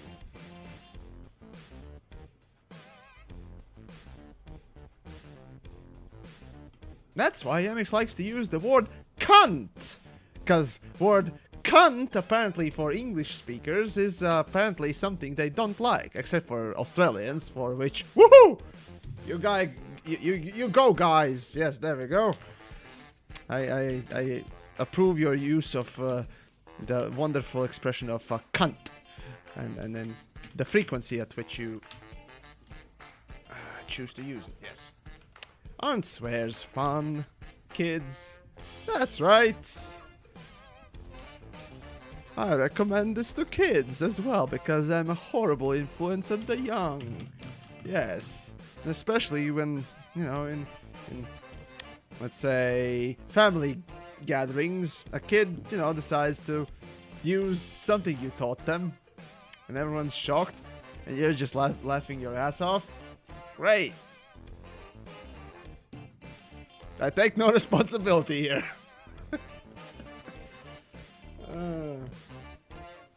So yeah. In any case, going on. Yeah, right. I think I'm gonna ram the ring. Will I? Yes, I will. Fucking piece of crap. Ooh. Well, that's very close to a star. That's very bleached out as well. Bleaching the eyeballs. Fun times.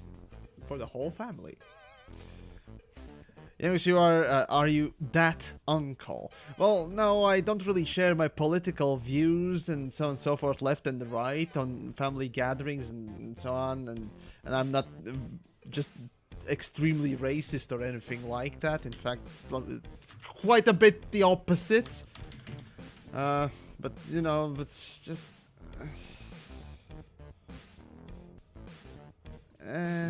no. No, I just... No, I mean... What is that, uncle, though?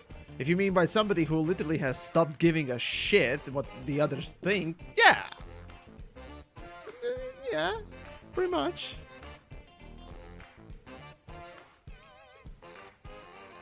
Oh, crap.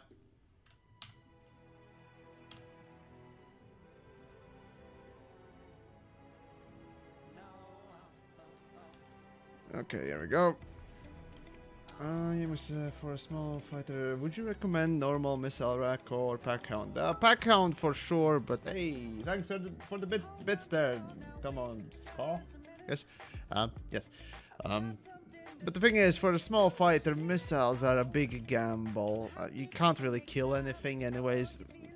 Actually, no, there shouldn't be the sentence small fighter or small anything. You shouldn't be using them to do combat, because any small ship is just crap at PvP and well, basically equally crap at PvE. For a medium ship, yeah, one missile rack would be kind of interesting to have. Sometimes very beneficial, but that's for PvP. For PvE, missiles are useless. Like, again, as I said in actually the video that I released today, missile, or rather you should pick up for PvE, that is fighting against bots, nothing that is with ammo. Like, you know, you need to go and either synthesize more ammo for it, or you're just out and need to go and resupply. And that's not fun, frankly speaking. Alright, so, there we go. Exactly, 3 hours and like 2 minutes of doing this. So let's see. How much cash can I generate within that time using the road to riches? That'll be interesting. Whew, after 65... Okay, 24 million already from the first page. Still can't get one of the systems. Fuck. 8 million from the next one. Okay, so that's 32 million. So that's 10 million an hour. Ko latviski nestrīmo. Nu, neviens neskatās, ka latviski runā, ja? Neviens nesūd nesaprot. Kā tev liekas? So, yeah. Anyways. 32 million. So that, yeah, it's not the fastest one, but still rather decent amount of cash, right? 32 million within 3 hours, 10 million an hour with a hauler, and lo and behold, you can buy. Actually, what the fuck can you buy? It's far too much for an Asp Explorer, so that's a guaranteed with upgrades and more. But you can buy 52 Alliance Challenger, 28 million. Fuck. But no, Imperial Clipper, Crusader, fuck that. Assault Ship Chieftain Type 7. So yeah, basically enough money to get some decent mining gear for Asp Explorer and just go with mining, basically. That's gonna be the recommended anyways. Or Type 7 for laser mining, but that will change. So I'd say Asp Explorer still. Yeah. There you go. That's basically the stream. It's I kind of expected something like 60 million for some weird reason. I'm not getting it as much, but then again, can't say I've been that quick either. So maybe. Though, if I had, well, I mean, the road to riches that I chose was. Well, including the high metal content worlds, and if I had chosen slightly further jumping ship and systems that actually had more profitable stuff in them, obviously I could have tuned the road to riches for more profit. But for now, regardless, you know, it's really nice. Frankly, less than I expected, but you know, still good. Within 10 million an hour mark, or even more slightly. So there you go, folks. Hopefully you enjoyed, and hopefully this was informative at the very least. So yeah. What else is left? I don't know. Next week we'll see what the changes are for Elite and whatnot else when it comes. And Kwas Blakosat Vladskapi. Anyways, right. I guess I'll be back to making videos or streaming or whatnot else within the next week. I'm not sure exactly what I'll plan on whatnot else, but we'll see. As for now, I bid you adieu for this evening, and well, I suppose enjoy whatever's left of the weekend. I'll see you around, and check out the description for, you know, ways to support the channel or whatnot else. That aside, I'll see you later. No Space Race news. Yes, this week no Space Race news because again I had to do personal stuff. So real life got in the way, and yeah, probably next week back to normal. Till later.